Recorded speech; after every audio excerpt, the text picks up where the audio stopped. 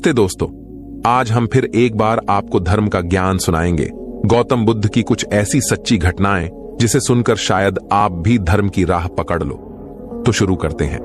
दुनिया में जो तरक्की हो रही है या देश में कोई तरक्की करता है तो उसे जरूर देखना चाहिए, चाहे घर की टीम हो या बाहरी लोगों को मिलाकर बनाई हुई हो।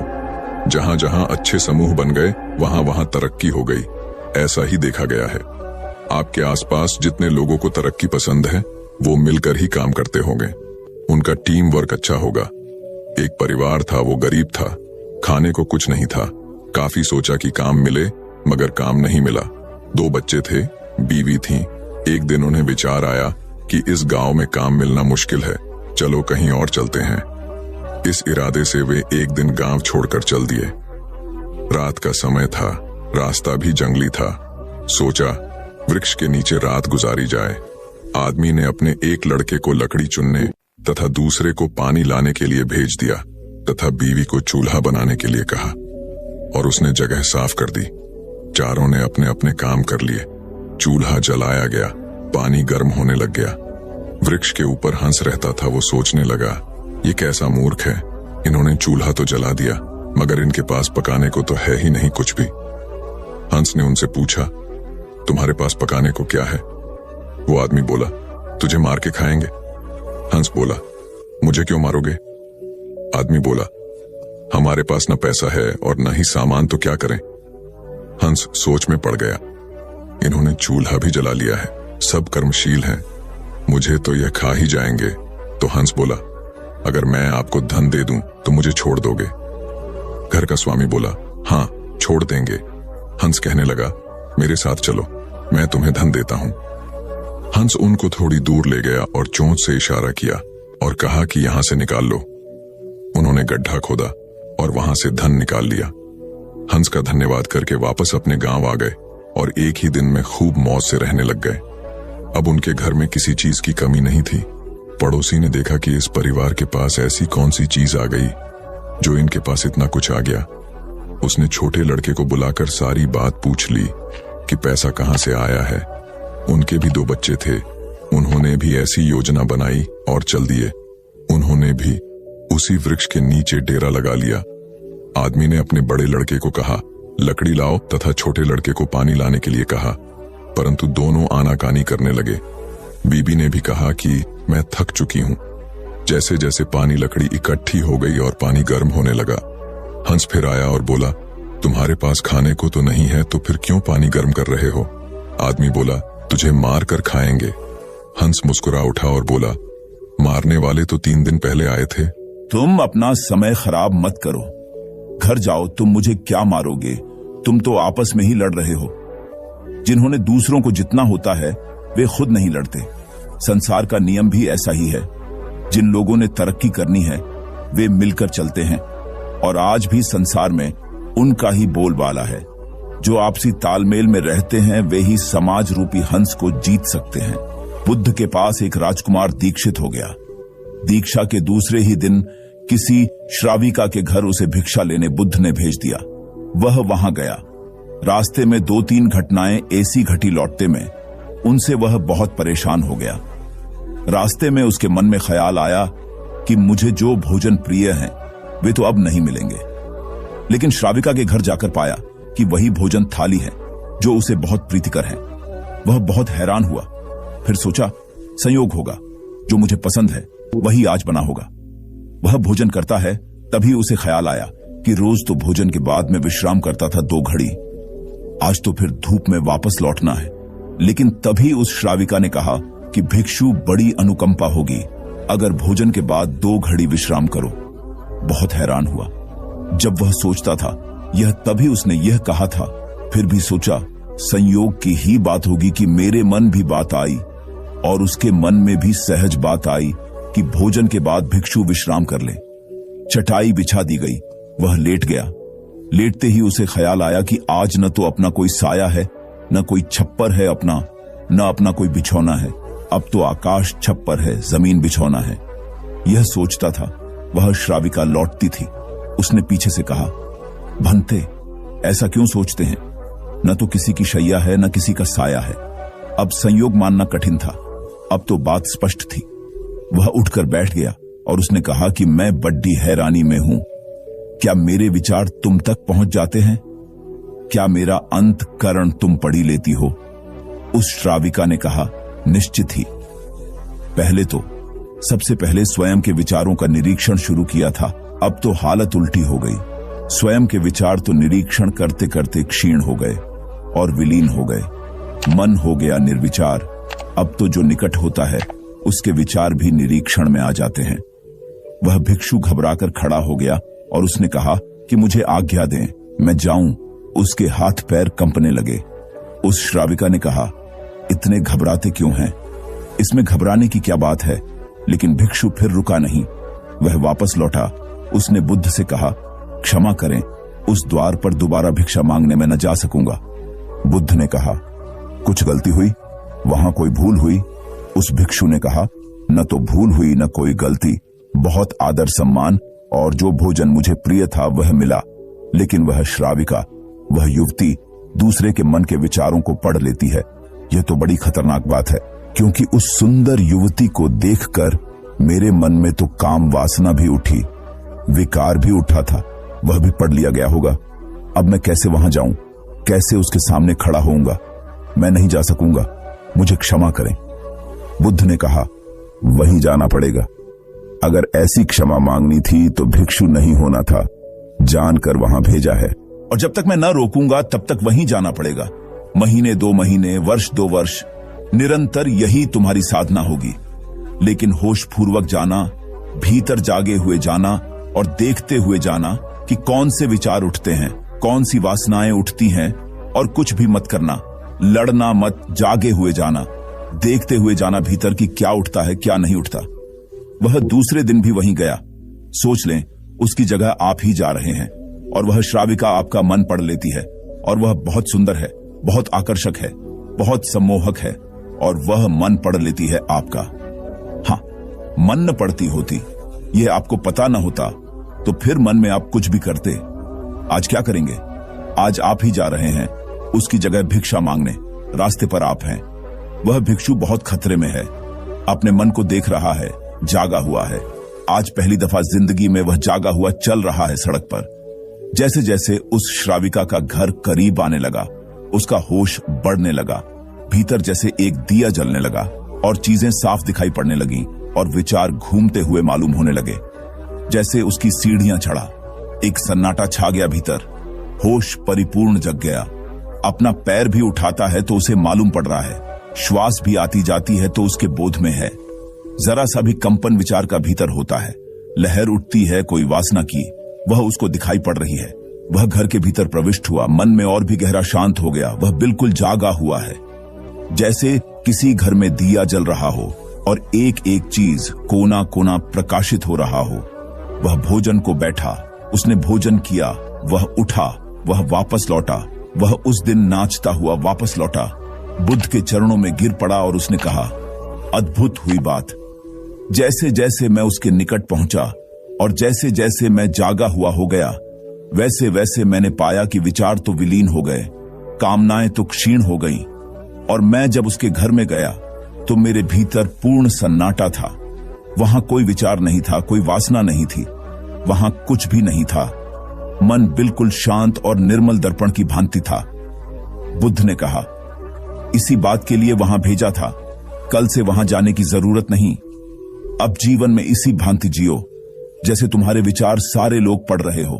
अब जीवन में इसी भांति चलो जैसे जो भी तुम्हारे सामने है वह जानता है, तुम्हारे भीतर देख रहा है।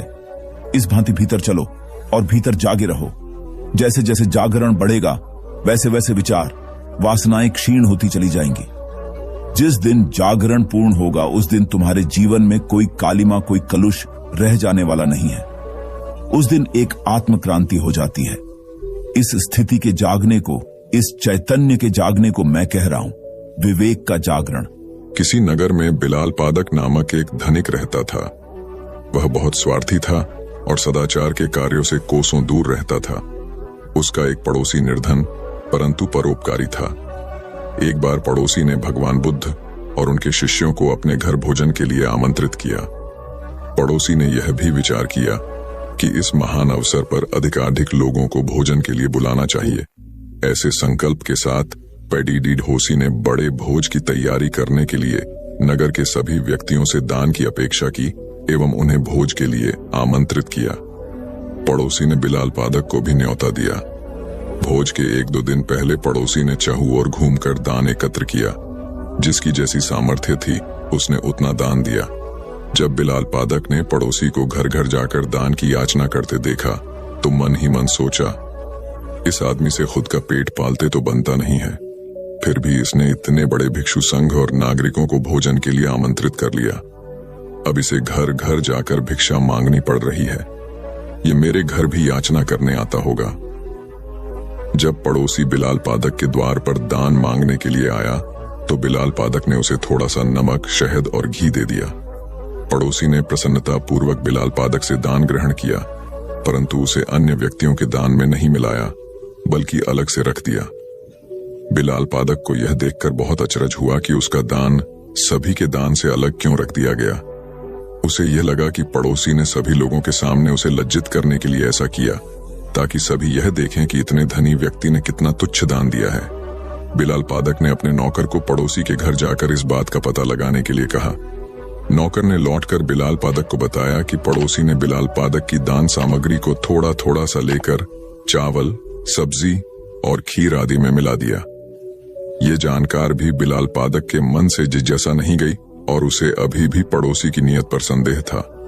भोज के दिन वह प्रातः अपने वस्त्रों के भीतर एक कटार छुपा कर ले गया ताकि पड़ोसी द्वारा लज्जित किए जाने पर वह उसे मार डाले। वहां जाने पर उसने पड़ोसी को भगवान बुद्ध से यह कहते हुए सुना, भगवान, इस भोज के निमित्त जो भी द्रव्य संग्रहित किया गया है वह मैंने नगर के सभी निवासियों से दान में प्राप्त किया है। कम हो या अधिक, सभी ने पूर्ण श्रद्धा और उदारता से दान दिया, अतः सभी के दान का मूल्य समान है। पड़ोसी के यह शब्द सुनकर बिलाल पादक को अपने विचारों की तुच्छता का बोध हुआ और उसने अपनी गलतियों के लिए सभी के समक्ष पड़ोसी से क्षमा मांगी। बिलाल पादक के पश्चाताप के शब्दों को सुनकर बुद्ध ने वहां उपस्थित समस्त व्यक्तियों से कहा, तुम्हारे द्वारा किया गया शुभ कर्म भले ही कितना ही छोटा हो पर उसे तुच्छ मत जानो। छोटे छोटे शुभ कर्म एकत्र होकर भविष्य में विशाल रूप धारण कर लेते हैं। गौबुद्ध एक बार अपने शिष्यों के साथ प्रवास पर निकले। एक नगर से दूसरे नगर तक जाने की राह में वन पड़ता था। वन क्षेत्र में प्रवेश करने के साथ ही कुछ दूर चलने पर बुद्ध एक जगह रुक गए। पीछे आ रहे शिष्यों का समूह भी उन्हें देख उसी स्थान पर रुका, लेकिन वहां रुके रहना शिष्यों के लिए मुश्किल हो गया क्योंकि सामने एक क्षत विक्षत शव पड़ा था और उसकी दुर्गंध वातावरण में फैल रही थी। शिष्यों ने अपने वस्त्र से नाक बंद कर ली, लेकिन बुद्ध शव की ओर टकटकी लगाए देखते रहे। एक शिष्य ने साहस कर विनम्रता पूर्वक गौतम बुद्ध से अनुरोध किया, भगवान, यहाँ से शीघ्र चलना ही उचित होगा। यहाँ शव पड़ा है और बहुत दुर्गंध आ रही है। बुद्ध मुस्कुराए और शिष्यों की ओर उन्मुख होते हुए बोले, बताइए, इस सब में सौंदर्य दिखाई देता है। शिष्यों ने कहा, भगवान, ये कैसा प्रश्न है? सौंदर्य और शव में? जीवन था तब तक सौंदर्य, अब तो सब समाप्त हो गया। बुद्ध ने शव की ओर इशारा करके बताया, देखो, जब कभी यह व्यक्ति जीवित रहा होगा इसकी दंत पंक्तियां अद्वितीय रही होंगी। मृत्यु के बाद भी इसके दंत देखकर यही साबित होता है। वहां खड़े सभी शिष्यों ने दृष्टि डाली तो पाया बुद्ध सही कह रहे थे। तब शिष्यों को भान हुआ कि शव में भी अच्छाई हो सकती है। दरअसल सौंदर्य निर्जीव में भी नजर आ सकता है, केवल शर्त यह है कि दृष्टि बुद्ध के समान बुराई में भी अच्छाई देखने वाली होनी चाहिए। गुलाब की एक शाखा में फूल की तुलना में कांटे ही अधिक होते हैं, पर हम फूल चुनते हैं, कांटे नहीं। ठीक इसी तरह किसी में 100 बुराइयां नहीं, अच्छाई देखनी चाहिए। अमृता को लेकर अनेक कथाएं प्रचलित हैं। महात्मा बुद्ध अपने शिष्यों के साथ भिक्षाटन पर जा रहे थे। रास्ते में शिष्यों ने एक पौधे की तरफ इशारा करते हुए पूछा, भंते, इस पौधे की उम्र क्या है? बुद्ध ने बताया कि यह अमर वृक्ष है, इसकी उम्र अंतहीन है। तभी एक शिष्य ने उस वृक्ष को जड़ से उखाड़ फेंक दिया और बुद्ध से बोला, गुरुवर, मैंने उसे एक ही पल में उखाड़ कर समाप्त कर दिया। बुद्ध मुस्कुराए और निश्शब्द आगे बढ़ गए। महीनों बाद जब चातुर्मास बिताकर वे उसी रास्ते से लौटे तो सभी ने उस पौधे को वापस हरा भरा देखा। वृक्ष को उखाड़ने वाले शिष्य ने पूछा, तथागत, आपको इस पौधे की अनश्वरता का कैसे पता चला? बुद्ध ने उत्तर दिया, मैं इस नन्हे से पौधे की अनंत जिजीविषा को जानता था। यह जीवन और अमरता की पहली शर्त है। जिसमें यह भावना है वही जीवन को दीर्घ बना सकता है। गौतम बुद्ध किसी यात्रा पर जा रहे थे। उनका परम प्रिय शिष्य आनंद भी उनके साथ था। चलते चलते दोपहर हो गई तो बुद्ध एक घने वृक्ष के नीचे जाकर बैठ गए। आनंद भी पास में ही बैठ गया। कुछ देर बाद बुद्ध को प्यास लगी। उन्होंने आनंद को पानी लाने के लिए कहा। आनंद ने आसपास घूमकर देखा तो कोई कुआं, तालाब या नदी नहीं दिखाई दी। एक नाला अवश्य दिखाई दिया जिसमें पहाड़ों से बहने वाले झरने का पानी बह रहा था। थोड़ी देर पहले ही कुछ बैलगाड़ियां वहां से होकर गुजरी थीं, जिनके पहियों के कारण कीचड़ व धूल से पानी गंदा हो गया था। आनंद ने यह दृश्य देखा तो वह खाली हाथ लौट आया। उसने बुद्ध को इस विषय में बताया और यह कहा कि मैं नदी खोजकर वहां से पानी ले आता हूं। यह सुनकर बुद्ध ने कहा, आनंद, पानी नाले से ही लाओ। आनंद ने बुद्ध की बात मान ली। वह नाले पर पहुंचा, किंतु उसने देखा कि पानी अब भी अस्वच्छ है। उसे ऐसा पानी बुद्ध के लिए लाना कदापि उचित नहीं लगा। वह बुद्ध से आकर बोला, भंते, वह अस्वच्छ जल आपके पीने योग्य नहीं है। मैं अभी दौड़कर नदी से पानी ले आता हूं। किंतु बुद्ध ने पुनः उसे नाले का पानी लाने के लिए भेजा। इस बार जब आनंद नाले पर गया तो उसने देखा कि पानी में जो कोचड़ व धूल की गंदगी थी वह नीचे बैठ गई है और पानी निर्मल हो गया है। वह प्रसन्न हो बुद्ध के लिए पानी ले आया। तब बुद्ध ने कहा, आनंद, व्यक्ति के लिए धैर्य रखना बहुत जरूरी है। बिना धैर्य धारण किए निर्मलता प्राप्त नहीं होती। वस्तुतः धैर्य का फल सदैव मीठा होता है। इसलिए विपरीत स्थितियों में भी धैर्य बनाए रखें। गौतम को घर छोड़े 7 साल बीत चुके थे। वे राजगृह में प्रवचन करते थे। उनके पिता राजा शुद्धोधन ने 1 वर्ष के भीतर 10 दूत उनके पास भेजे थे कि एक बार दर्शन दे दो। वे कपिलवस्तु पहुंचे। उनके साथ उनके दोनों प्रिय शिष्य सारिपुत्र और मौदगल्याण भी थे। वहीं दोनों शिष्य जिनकी अस्थियां सांची के दूसरे स्तूप से मिली थीं, उन्होंने कपिलवस्तु के दक्षिणी छोर से भिक्षाटन शुरू किया। संघ के सैकड़ों लोग उनके साथ थे। उन्हें देखने पूरा नगर उमड़ पड़ा था। अपने प्रिय राजकुमार को भीख मांगता देख लोग रो पड़े थे। राजा को पता चला तो वे अपने बेटे को देखने सड़क पर आ गए। बहुत आग्रह करने के बाद शाक्यमुनि ने राजा पिता का निमंत्रण स्वीकार किया और राजभवन में गए। राजा ने संघ के अन्य भिक्षुओं को भवन के विशेष परिसर में ठहराया। जब शुद्धोधन शाक्यमुनि का हाथ पकड़कर चल रहे थे तो अवश्य ही उनके चेहरे पर पिता होने का वह भाव आया होगा जो पुत्र का मार्गदर्शक होने के नैसर्गिक अधिकार से भरा होता है। खुद शाक्यमुनि इस अधिकार में हस्तक्षेप नहीं कर सकते थे। भवन में राहुल की माता यशोधरा के पास भी तुरंत यह संदेश पहुंचा कि गौतम लौट आए हैं। वे जाएं और अपने पति से मुलाकात करें। लेकिन यशोधरा ने इनकार कर दिया। गौतम उसे छोड़कर गए थे, आज लौटे हैं तो वह क्यों जाए भला उनका सत्कार करने। यशोधरा ने संदेश भिजवाया, यदि एक पल के लिए भी आर्यपुत्र ने मुझ में कोई गुण देखा हो तो वे स्वयं इस कक्ष तक आएंगे जहां से वे आधी रात बिना बताए चले गए थे। तथागत राहुल माता का संदेश पाकर उनके कक्ष की ओर बढ़े। उन्होंने दोनों शिष्यों से कहा, वे कुछ भी कहें, कुछ भी करें, तुम दोनों शांत रहना, कोई प्रतिक्रिया मत करना, उन्हें सुरुचिपूर्ण वंदना करने देना। कमरे में तथागत अपनी शैली में बैठ गए। सारिपुत्र हमेशा की तरह उनकी दाईं और मौदगल्यायन उनकी बाईं और बैठे। यशोधरा आई। वे राजकुमारी नहीं दिख रही थीं। उन्होंने तथागत के चरण स्पर्श किए और उनके सामने बैठ गई। कमरे में शांति थी। तभी राजा शुद्धोधन कमरे में आए। बेटे बहू को आमने सामने देख उन्होंने बेटे से कहा, भंते, यशोधरा ने सुना आपने काशाय वस्त्र धारण किया है तो उसने काशाय वस्त्र पहन लिए। उसने सुना आप एकाहारी हो गए हैं, वह भी एकाहारी हो गई। आपने उत्तम पलंग पर सोना त्याग दिया है तो इसने भी त्याग दिया। आपने माला का त्याग किया, गंध का त्याग किया तो इसने भी वह सब त्याग दिया। मायके वाले इसे संदेश भेजते हैं, वे इसे ले जाना चाहते हैं लेकिन यह यहीं रहती है, इसी कक्ष में। यह गुण की मूर्ति है। राजा स्नेह से अपनी बहू को देखते रहे। अचानक तथागत उठे, उस कक्ष से बाहर चले गए। शाक्य मुनि ने शिष्यों को शांत रहने को कहा था, लेकिन वे स्वयं उस कक्ष से बाहर चले गए। मैं हमेशा सोचता हूँ उस पल क्या हुआ होगा, उनके मन के भीतर कैसे कैसे विचार उठते होंगे। क्या संबोधि एक लघु क्षण होता है या दीर्घ क्षण? क्या संबोधि एक अनंत अभ्यास है? क्या संयम उसका गरुड़यान है? धम्मपद का 13वां श्लोक बार बार याद आता है। यथागारम दुछेन बुट्टी समति विभजति एव अभावितम चित्तम राघव समति विभजति। घर की छत मजबूत न हो, सही तरह से उसे घास फूस से ढका न गया हो, तो बरसात के दिनों में उसमें से पानी रिसता है, घर भर में फैल जाता है। उसी तरह ध्यान और एकाग्रता हमारे व्यक्तित्व की छत है। ध्यान और एकाग्रता जीवन को सार्थक करते हैं। अली बहुत ही धनी व्यक्ति था और गौतम बुद्ध के ही समकालीन एक अन्य धार्मिक गुरु निगंथा नाथपुत्ता का शिष्य था। नाथपुत्ता के उपदेश बुद्ध से अलग प्रकार के थे। उपाली एक बहुत ही विलक्षण वक्ता था और वाद विवाद में भी बहुत ही कुशल था।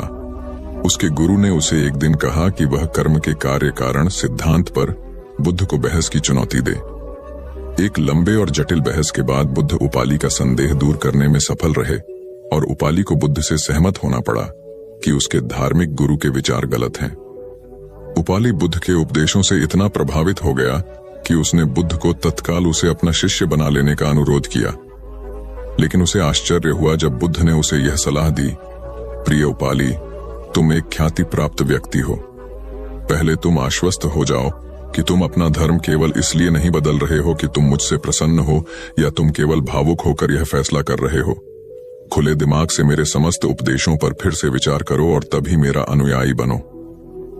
चिंतन की स्वतंत्रता की भावना से ओतप्रोत बुद्ध के इस विचार को सुनकर उपाली और भी प्रसन्न हो गया।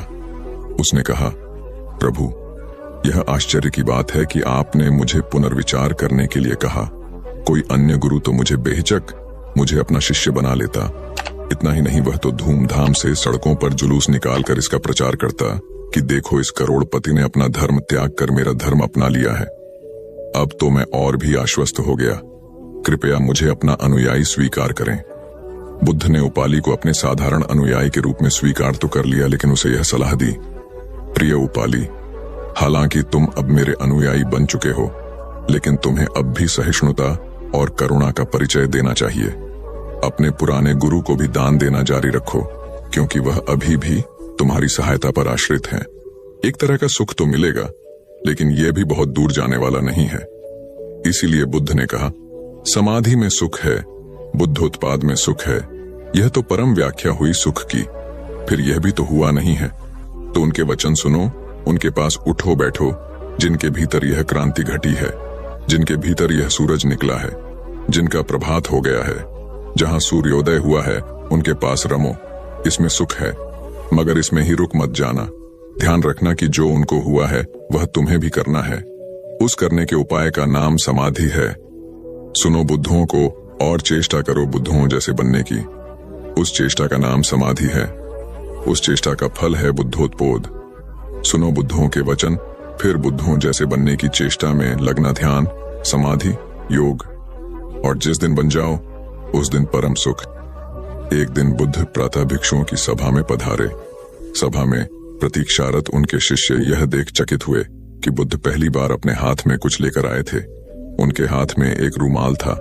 बुद्ध के हाथ में रूमाल देखकर सभी समझ गए कि इसका कुछ विशेष प्रयोजन होगा।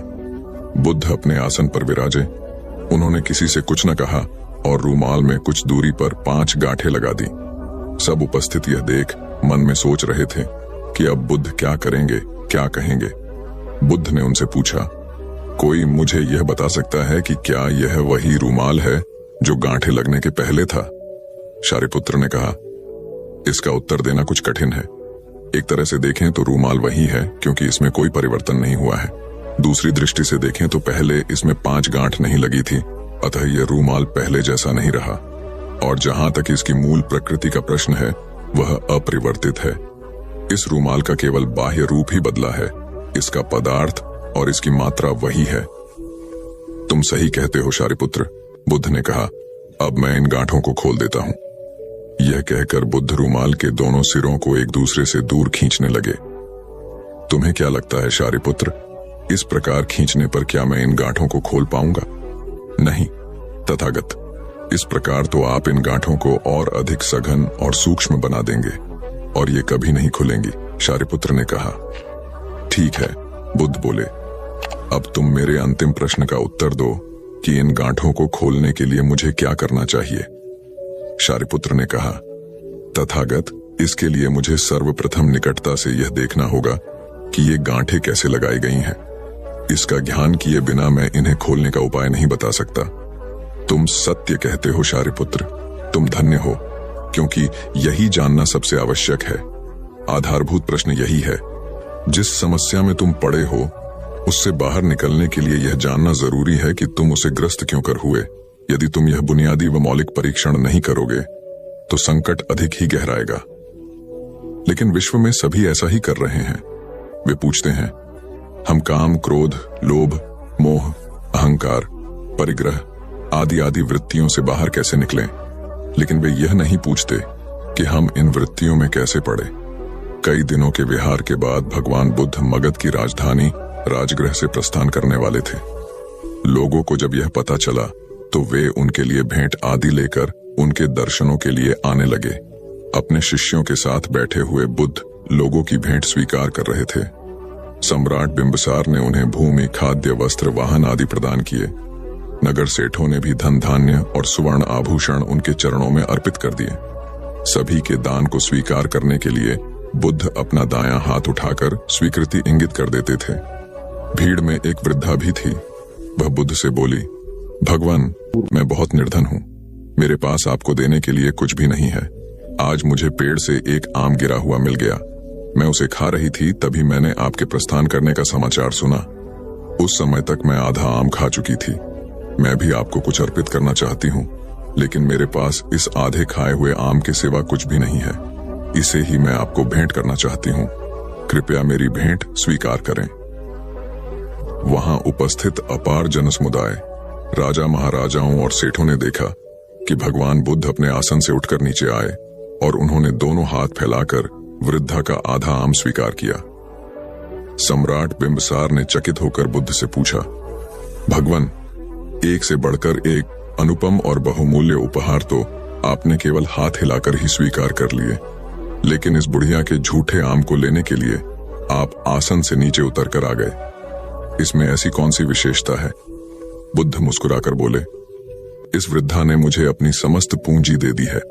आप लोगों ने मुझे जो कुछ भी दिया है वह तो आपकी संपत्ति का कुछ अंश ही है, और उसके बदले में आपने दान करने का अहंकार भी अपने मन में रखा है। इस वृद्धा ने मेरे प्रति अपार प्रेम और श्रद्धा रखते हुए मुझे सर्वस्व अर्पित कर दिया है, फिर भी उसके मुख पर कितनी नम्रता और करुणा है।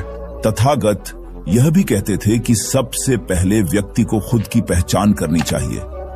दूसरों की बजाय व्यक्ति खुद के बारे में ज्यादा जानता है। उनका मत था कि बुराई से घृणा करो, बुरे व्यक्ति से नहीं। एक बार की बात है, किसी गांव के पास बहती नदी के किनारे बुद्ध बैठे थे। किनारे पर पत्थरों की भरमार थी, पर छोटी सी वह नदी अपनी तरल धारा के कारण आगे बढ़ती ही जा रही थी। बुद्ध ने विचार किया कि यह छोटी सी नदी अपनी तरलता के कारण कितनों की प्यास बुझाती है, लेकिन भारी भरकम पत्थर एक ही स्थान पर पड़े रहते हैं और दूसरों के मार्ग में बाधक बनते रहते हैं। इस घटना की सीख यह है कि दूसरों के रास्ते में रोड़े अटकाने वाले खुद कभी आगे नहीं बढ़ पाते, परंतु जो दूसरों को सद्भाव और स्नेह देता है वह स्वयं भी आगे बढ़ जाता है।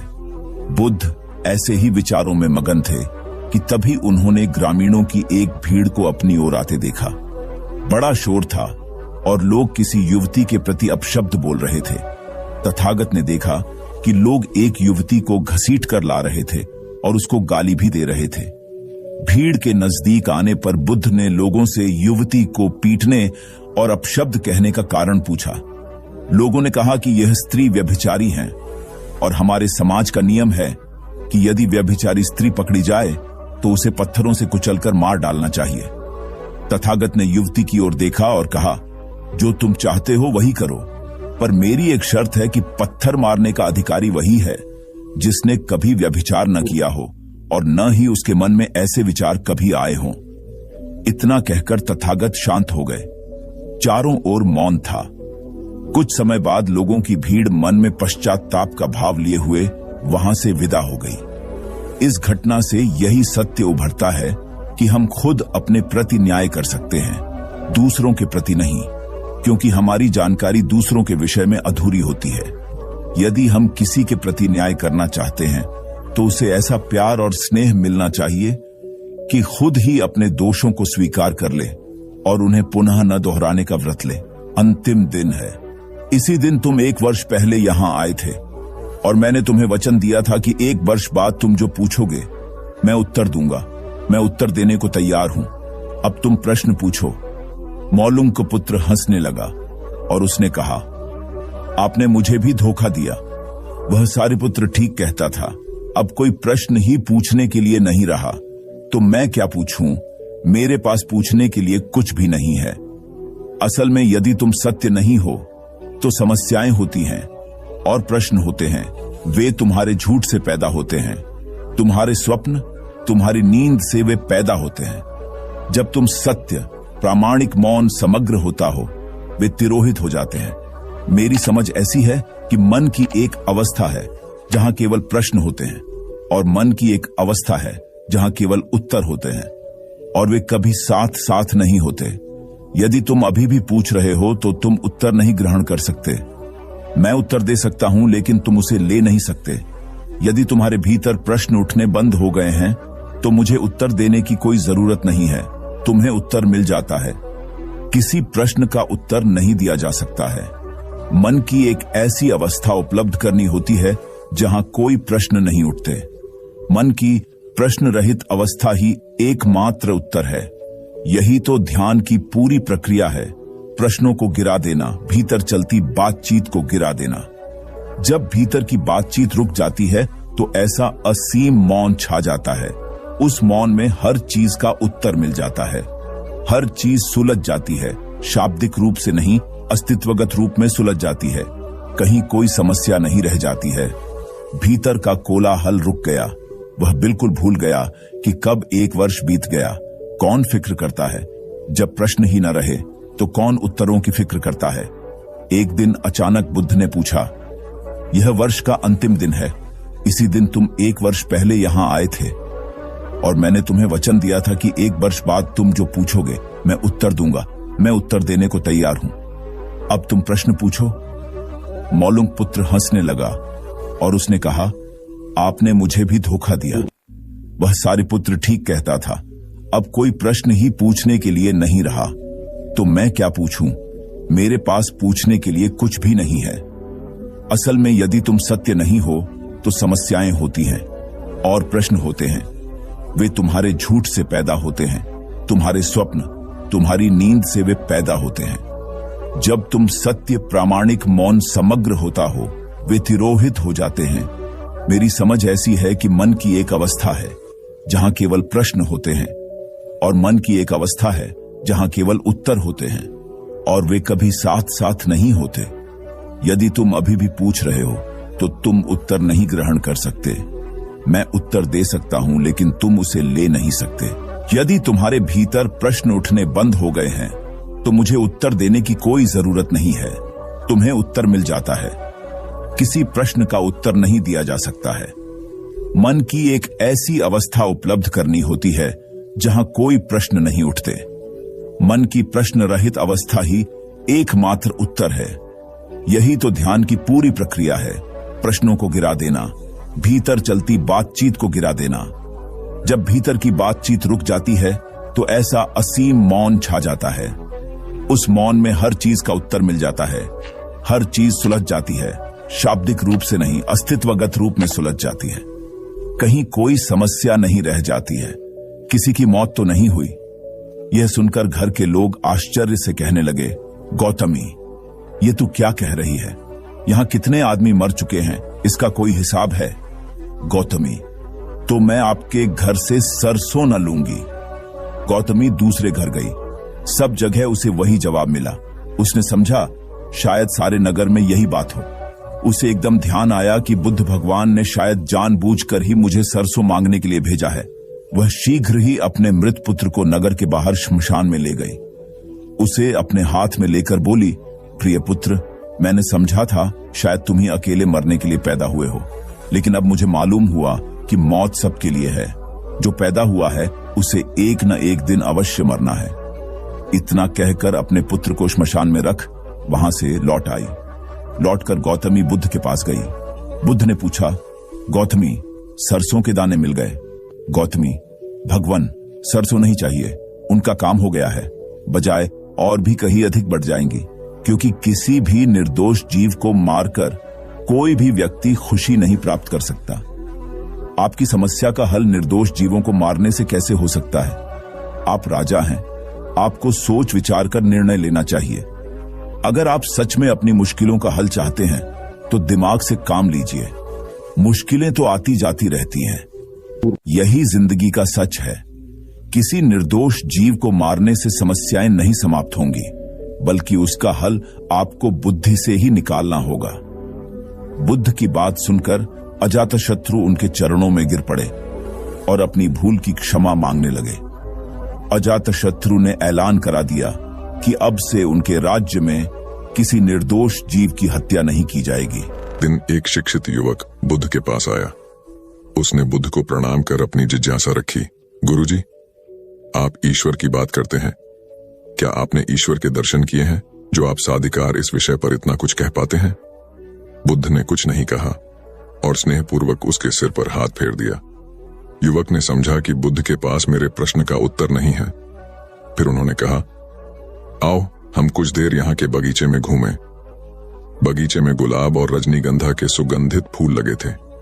युवक बोला, गुरुजी, इन फूलों की सुगंध से सारा वातावरण महक रहा है।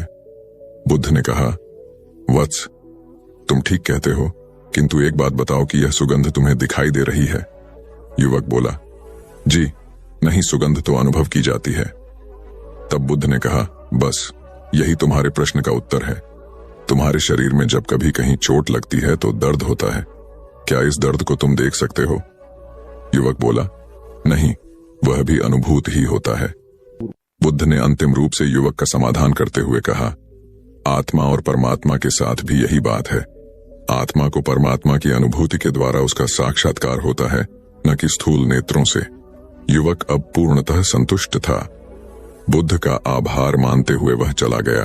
परमात्मा सदैव अनुभूति के स्तर पर ही घटता है, और यह घटना तब होती है जब मन पूर्णतः निर्लिप्त तथा संभव को प्राप्त हो चुका हो। महात्मा बुद्ध नदी के किनारे एकांत में अपनी कुटिया में रहते थे। उन्होंने कुटिया के चारों ओर हरे भरे वृक्ष लगा रखे थे, जिन पर सुबह शाम पक्षियों का कलरव गूंजता रहता था। प्रकृति का यह मधुर सान्निध्य महात्मा बुद्ध को सदैव आनंदित रखता था। पक्षी और पेड़ पौधे तो मानो उनका परिवार ही बन गए थे। एक दिन महात्मा बुद्ध प्रातःकालीन उठे ही थे कि द्वार पर उन्हें एक सेठ जी खड़े नजर आए। उन्हें चिंताग्रस्त देख महात्मा बुद्ध ने उनसे समस्या जाननी चाहिए। सेठ जी बोले, महाराज, मेरे पास विशाल संपदा है, भरा पूरा परिवार है और मुझे कोई रोग भी नहीं है। फिर भी मुझे नींद नहीं आती, रात भर करवटें ही बदलता रहता हूं। महात्मा बुद्ध ने आत्मीयता से सेठ जी के सिर पर हाथ फेरकर कहा, सेठ, तुम्हारे पास सब कुछ भले ही हो, किंतु वह नहीं है जो नींद के लिए आवश्यक है। सेठ ने पूछा, वह क्या है महाराज? महात्मा बोले, तुम चारों ओर चिंताओं से घिरे हो। धन संपत्ति की चिंता, व्यापार व्यवसाय की चिंता, परिवार की चिंता। स्मरण रखो कि चिंता चयन में शत्रुता है। सेठ ने इससे बचने का उपाय पूछा तो उन्होंने कहा, तुम प्रकृति से शिक्षा ग्रहण करो। पेड़ पौधे, फूल, पानी और प्रकाश के रूप में उसकी अनंत संपदा चारों ओर बिखरी हुई है, किंतु वह चिंता मुक्त है। अपनी इस दौलत को पूरी दुनिया पर दोनों हाथों से सत्ता लुटाती रहती है। तुम यदि उससे प्रेरणा लेकर अपना जीवन भी उसके अनुरूप बना लोगे तो तुम्हें न केवल नींद आएगी बल्कि अतीव शांति महसूस होगी। सेठ ने महात्मा बुद्ध की बात का मर्म समझा और लोक कल्याण की राह पर चल पड़ा। धन और ज्ञान देने से बढ़ते ही हैं, इसलिए इनके संग्रह के साथ साथ इनके दान की वृत्ति भी रखनी चाहिए। एक गरीब किसान गौतम बुद्ध का बहुत बड़ा भक्त था। एक दिन वह बुद्ध के पास आया और अपने गांव आने का आग्रह किया।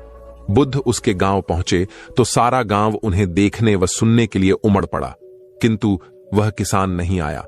हुआ यह कि उसी दिन किसान के बैलों की जोड़ी कहीं खो गई।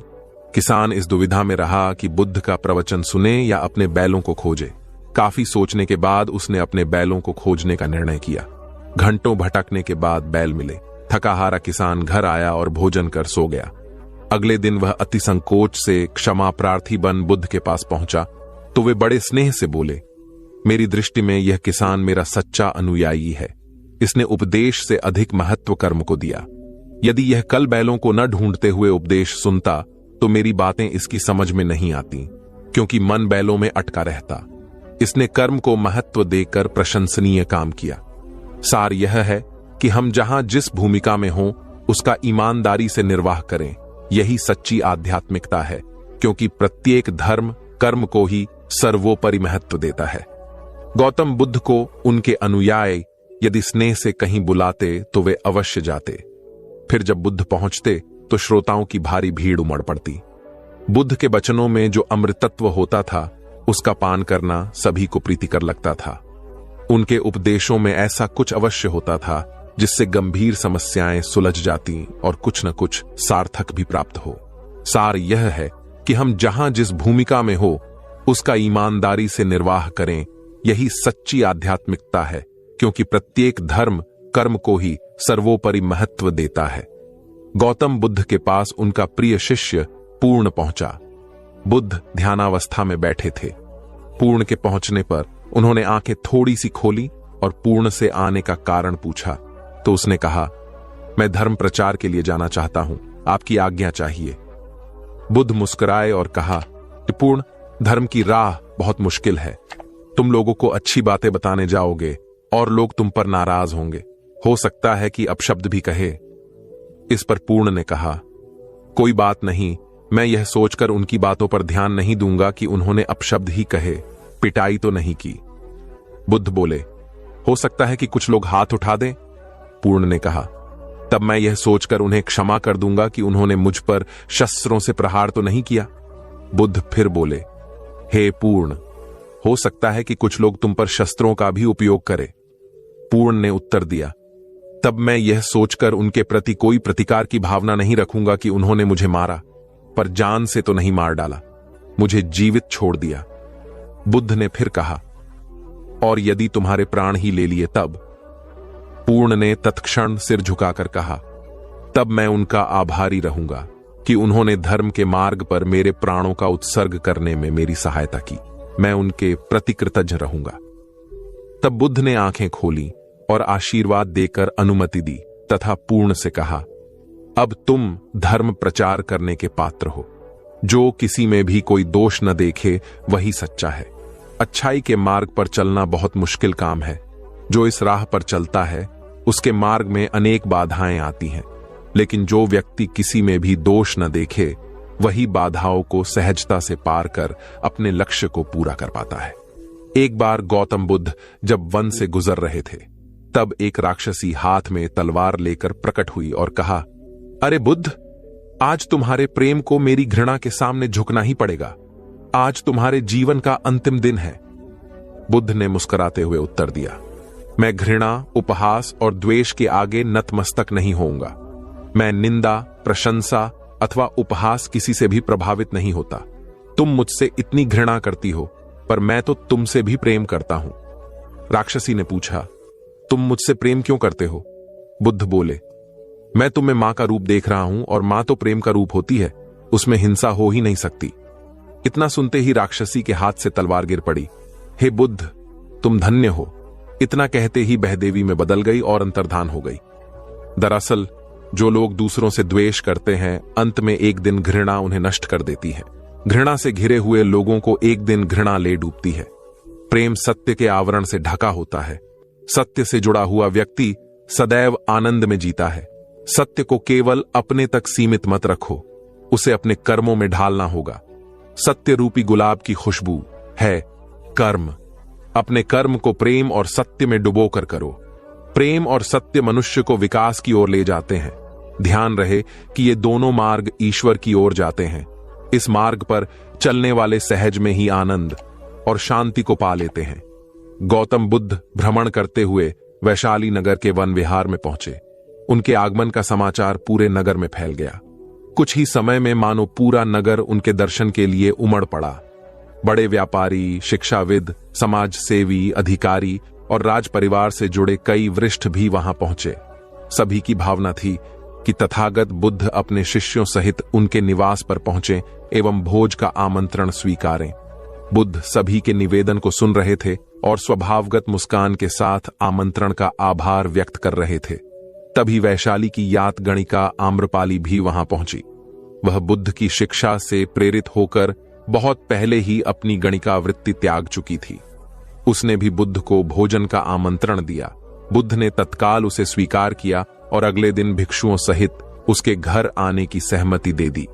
बुद्ध के एक शिष्य को यह बात अच्छी नहीं लगी कि इतने सारे वरिष्ठों के निवेदन के बावजूद बुद्ध ने आम्रपाली का आमंत्रण स्वीकारा। शिष्य की दृष्टि में आम्रपाली गणिका होने से घृणित कर्म से जुड़ी रही थी। जब सभी लोग चले गए तब शिष्य ने पूछा, भगवान, इतने लोगों ने आपको न्योता दिया, फिर आपने आम्रपाली का ही आमंत्रण क्यों स्वीकारा?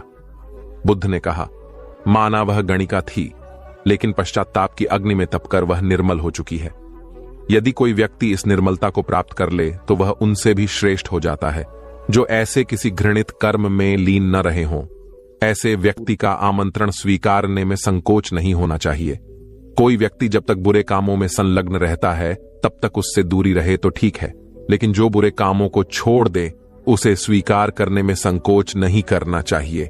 इससे उसकी अच्छाई की ओर बढ़ने की भावना को बल मिलता है। गौबुद्ध के जीवन की एक घटना है। उन्होंने नियम बना रखा था कि वे अपने संघ में स्त्रियों को स्थान नहीं देंगे। स्त्रियों के लिए भिक्षु होने की दीक्षा उन्होंने वर्जित कर रखी थी। एक समय गौतम बुद्ध एक गांव में ठहरे हुए थे।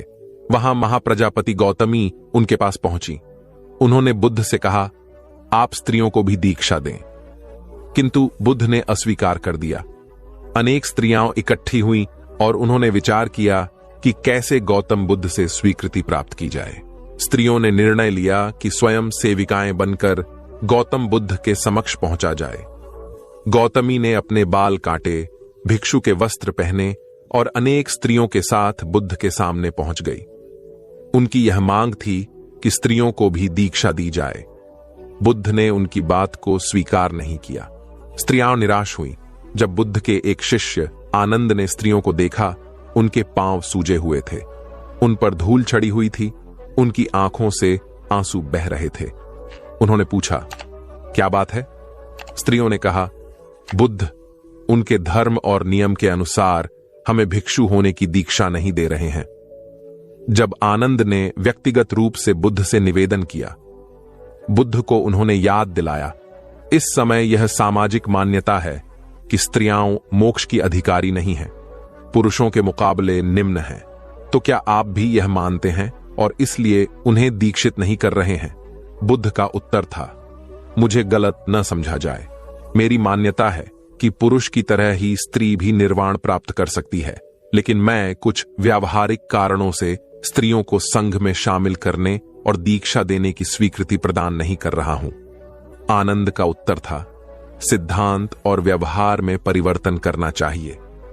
बुद्ध को बात जच गई और उन्होंने यह घोषणा की, जो स्त्रियां भिक्षु होना चाहेंगी उन्हें कुछ नियमों का पालन करना होगा।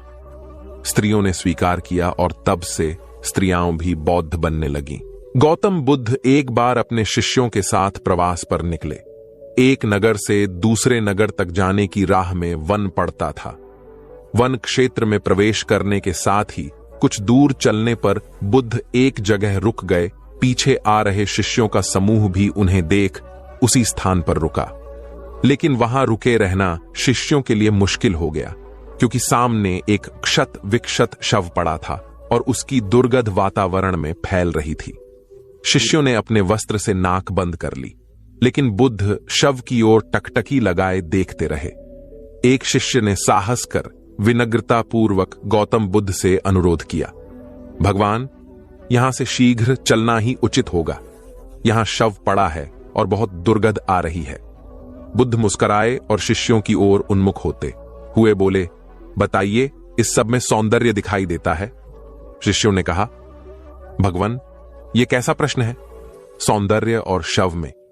जीवन था तब तक सौंदर्य, अब तो सब समाप्त हो गया।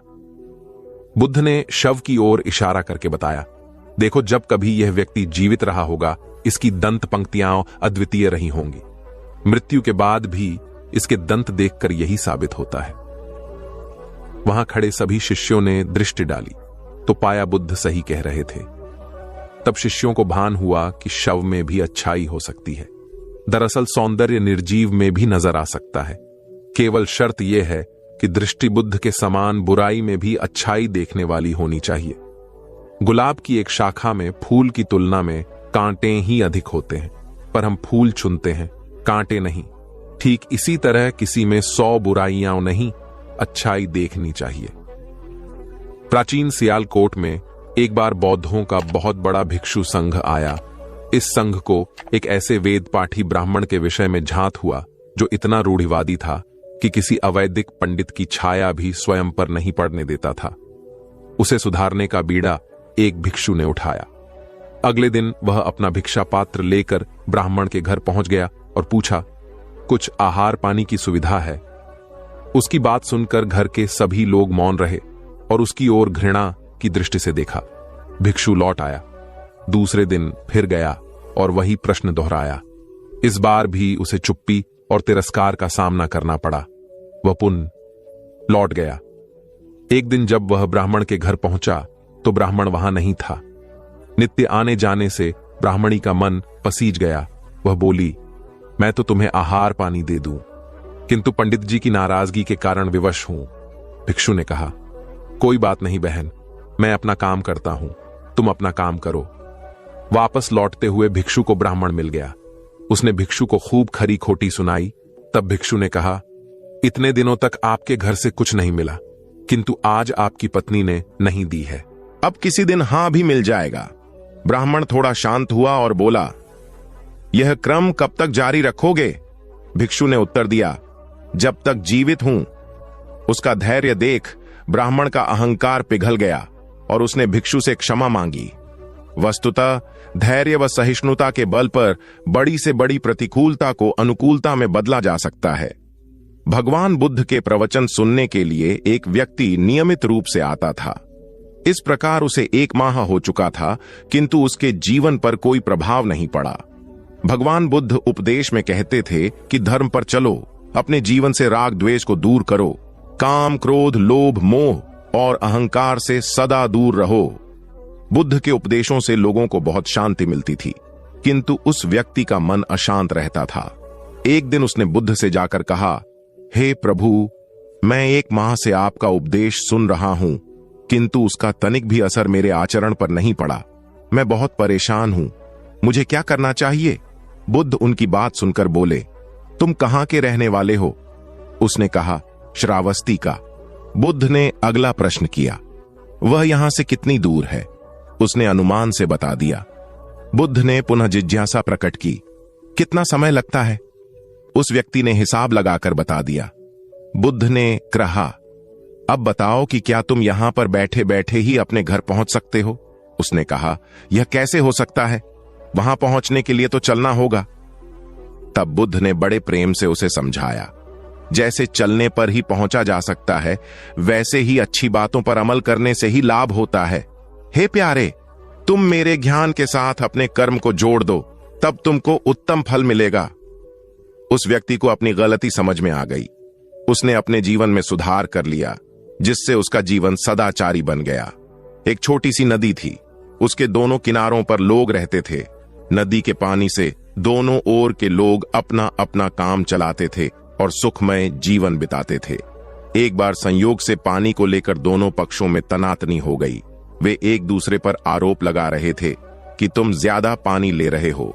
जब आपसी बातचीत में मामला नहीं निपटा तो वे मरने मारने पर उतारू हो गए। उनके पास जो भी हथियार थे उन्हें तत्काल निकाल लाए और एक दूसरे पर टूट पड़ने को आमादा हो गए। तभी किसी ने जाकर भगवान बुद्ध को सूचना दी। उन्होंने दोनों पक्षों के प्रतिनिधियों को बुलाया और तकरार का कारण पूछा। दोनों प्रतिनिधियों ने अपना अपना पक्ष रखा। बुद्ध ने दोनों की बातें सुनी और मुस्कुराकर कहा, तो तुम लोग क्या करोगे? दोनों प्रतिनिधियों ने आवेश में आकर कहा, हम खून की नदियां बहा देंगे। भगवान बुद्ध ने कहा, तो तुम्हें खून चाहिए? उन लोगों ने हतप्रभ होकर बुद्ध की ओर देखा, फिर बोले, नहीं, हमें पानी चाहिए। भगवान बुद्ध ने कहा, तो तुम्हें खून चाहिए। उन लोगों ने हतप्रभ होकर बुद्ध की ओर देखा, फिर बोले, नहीं, हमें पानी चाहिए। तब सहज भाव से बुद्ध ने कहा, खून बहाकर खून मिलेगा, पानी कैसे पाओगे? कुछ ठहर कर आगे बुद्ध बोले, याद रखो, हिंसा हिंसा को बढ़ाती है, बैर बैर को बढ़ाता है। नदी से ही सीख लो कि वह किसी से लड़ती नहीं, वह निश्चल भाव से अपने जल का सभी के लिए दान करती है। बुद्ध के शब्दों ने जादू जैसा काम किया और दोनों पक्षों की समस्या का सहज रूप से समाधान हो गया। दोनों पक्ष मिल बांटकर पानी का उपयोग करने लगे। कुल बुद्ध एक दिन वैशाली में प्रवचन दे रहे थे। विशाल जनसमूह उन्हें अत्यंत शांति और तन्मयता से सुन रहा था। कहीं कोई शोर नहीं था, मात्र बुद्ध की वाणी गूंज रही थी। बुद्ध के शिष्यों के साथ उपस्थित लोग बुद्ध के अमृत वचनों का पान पूर्ण एकाग्रता से कर रहे थे। तभी उस शांत वातावरण में खलल उत्पन्न करती एक व्यक्ति की जोरदार आवाज आई, आज मुझे सभा में बैठने की अनुमति क्यों नहीं दी गई? बुद्ध उस व्यक्ति का चिल्लाना सुनकर भी मौन रहे। उस व्यक्ति ने पुनः चिल्लाकर यही प्रश्न पूछा। बुद्ध ने नेत्र बंद कर लिए। उनका एक शिष्य बोल उठा, भगवान, बाहर खड़े अपने इस शिष्य को अंदर आने की अनुमति दीजिए। बुद्ध ने नेत्र खोलकर कहा, नहीं, यह अस्पृश्य है। शिष्यगण बुद्ध के मुंह से अस्पृश्य शब्द सुनकर विस्मित हुए और उन्होंने पूछा, वह अस्पृश्य क्यों? कैसे? भगवान, आपके धर्म में तो जात पात का भेद नहीं है। बुद्ध बोले, आज यह क्रोध में आया है। क्रोध से जीवन की एकता भंग होती है। क्रोध ही मानसिक हिंसा करता है। किसी भी कारण से क्रोध करने वाला अस्पृश्य है। उसे कुछ देर तक स्मरण कर लेना चाहिए कि अहिंसा परम धर्म है। कथा का उपदेश यह है कि क्रोध एक असात्विक भाव है जो कर्ता और भोक्ता दोनों के लिए हानिकारक होता है। इससे बचते हुए शांति से विचारने व कार्य करने की प्रवृत्ति अपनानी चाहिए। शांत मन और मस्तिष्क ही विवेकपूर्ण निर्णय लेने में सक्षम होते हैं। बौद्ध संघ के एक भिक्षु को कोई गंभीर रोग हो गया। उसकी हालत इतनी खराब हो गई कि वह चल फिर भी नहीं सकता था और मल मूत्र में लिपटा पड़ा रहता था। उसकी यह हालत देख उसके साथी भिक्षु भी उसके पास नहीं आते और घृणा से मुंह फेरकर आसपास से निकल जाते थे। कुछ दिनों बाद बुद्ध को यह बात पता चली तो वे तत्काल अपने प्रिय शिष्य आनंद के साथ उस भिक्षु के पास पहुंचे। उसकी दयनीय दशा से उन्हें घोर कष्ट हुआ। उन्होंने भिक्षु से पूछा, तुम्हें कौन सा रोग हुआ है? भिक्षु बोला, भगवान, मुझे पेट की बीमारी है। बुद्ध ने स्नेह से उसके सिर पर हाथ फेरते हुए प्रश्न किया, क्या तुम्हारी परिचर्या करने वाला कोई नहीं है? भिक्षु की ना सुनते ही बुद्ध ने आनंद से कहा, पानी लेकर आओ, हम लोग पहले इसका शरीर स्वच्छ करेंगे। आनंद पानी लेकर आए। फिर बुद्ध ने भिक्षु के शरीर पर पानी डाला और आनंद ने उसके मल मूत्र को साफ किया। अच्छी तरह धो पोंछकर बुद्ध ने भिक्षु के सिर को पकड़ा और आनंद ने पैरों को। इस प्रकार उसे उठाकर चारपाई पर लिटा दिया। फिर बुद्ध ने सारे भिक्षुओं को एकत्रित कर उन्हें समझाया, भिक्षुओं, तुम्हारे माता नहीं, पिता नहीं, भाई नहीं, बहन नहीं जो तुम्हारी सेवा करेंगे। यदि तुम परस्पर एक दूसरे की सेवा और देखभाल नहीं करोगे तो फिर कौन करेगा? याद रखो, जो रोगी की सेवा करता है वह ईश्वर की सेवा करता है। दीनहीन के प्रति करुणा व सेवा का भाव इस जगत को बुद्ध का सबसे बड़ा संदेश है जो प्रत्येक देश, काल, परिस्थिति में प्रासंगिक है। गौतम सिद्धार्थ बुद्धत्व प्राप्त करके महात्मा बुद्ध बन गए। सत्य, अहिंसा और दया की मूर्ति बुद्ध अपने शिष्यों के साथ एक गांव में पहुंचे। कुछ अज्ञानी लोग उनके विरोधी थे। वे बुद्ध को अपशब्द कहने लगे। बुद्ध के शिष्यों को बहुत बुरा लगा, मगर बुद्ध ने उन्हें समझाया, ये लोग तो केवल अपशब्द ही कह रहे हैं। अगर ये पत्थर भी मार रहे होते तो भी मैं कहता कि मारने दो। मैं जानता हूं कि ये लोग कुछ कहना चाहते हैं, लेकिन क्रोध के मारे वह कह नहीं पा रहे हैं। 10 साल पहले यदि यही लोग मुझे गाली देते तो मैं इन्हें भी गाली देता, लेकिन अब तो लेन देन से मुक्ति मिल चुकी है। क्रोध से अपशब्द निकलते हैं। यहां तो क्रोध भवन कब का ढह चुका है। अपशब्द कहने वाले बड़ी मुश्किल में पड़ गए।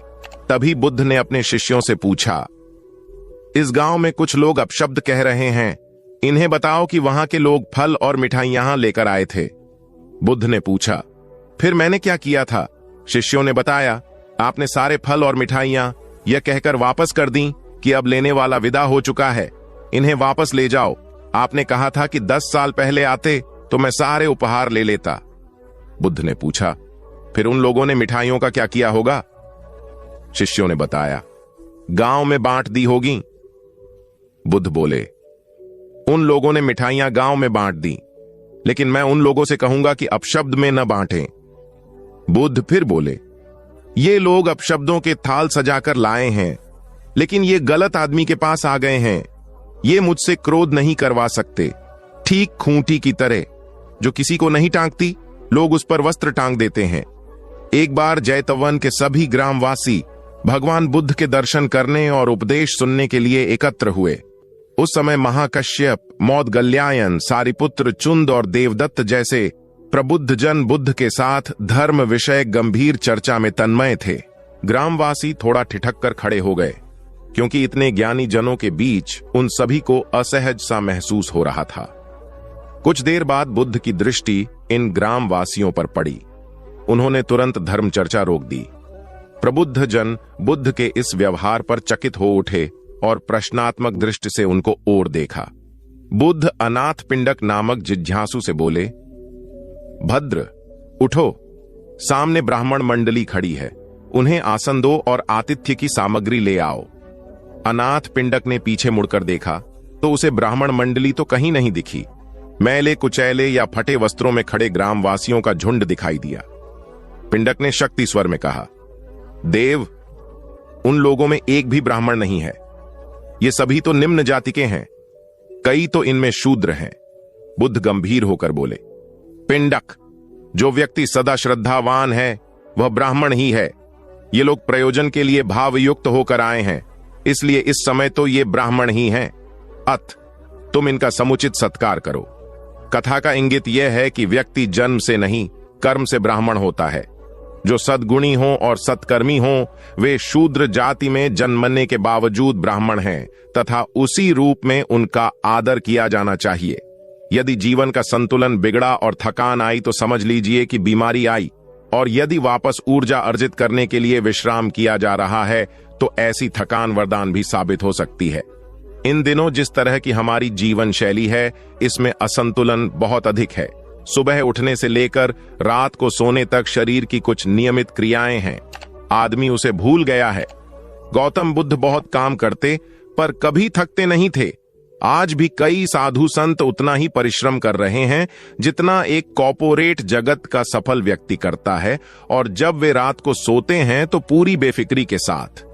बुद्ध से उनके शिष्यों ने एक बार पूछा था, आप थकते नहीं?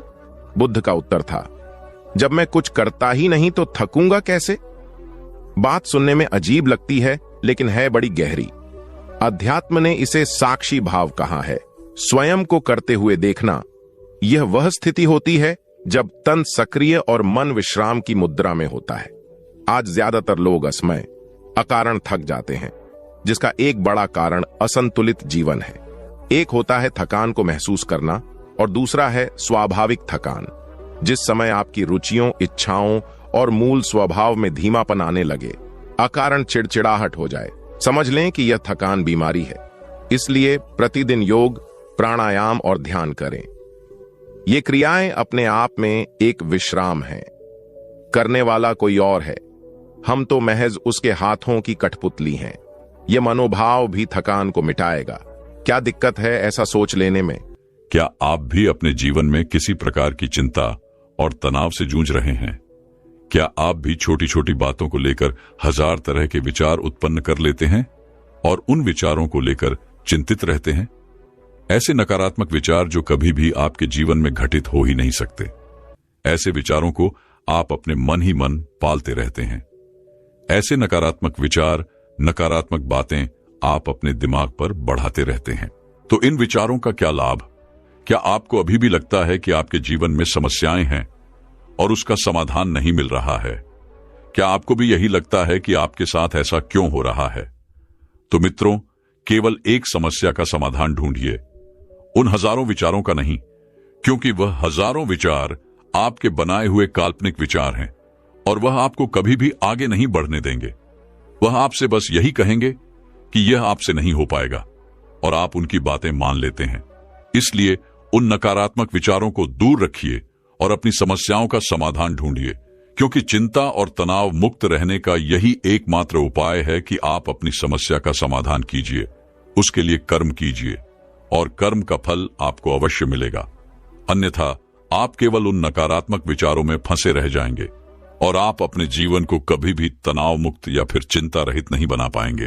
दोस्तों, किसी ने सच ही कहा है कि खूबसूरत शरीर एक दिन मिट्टी में मिल जाता है, लेकिन खूबसूरत विचार हमेशा लोगों के दिलों में अमर रहते हैं।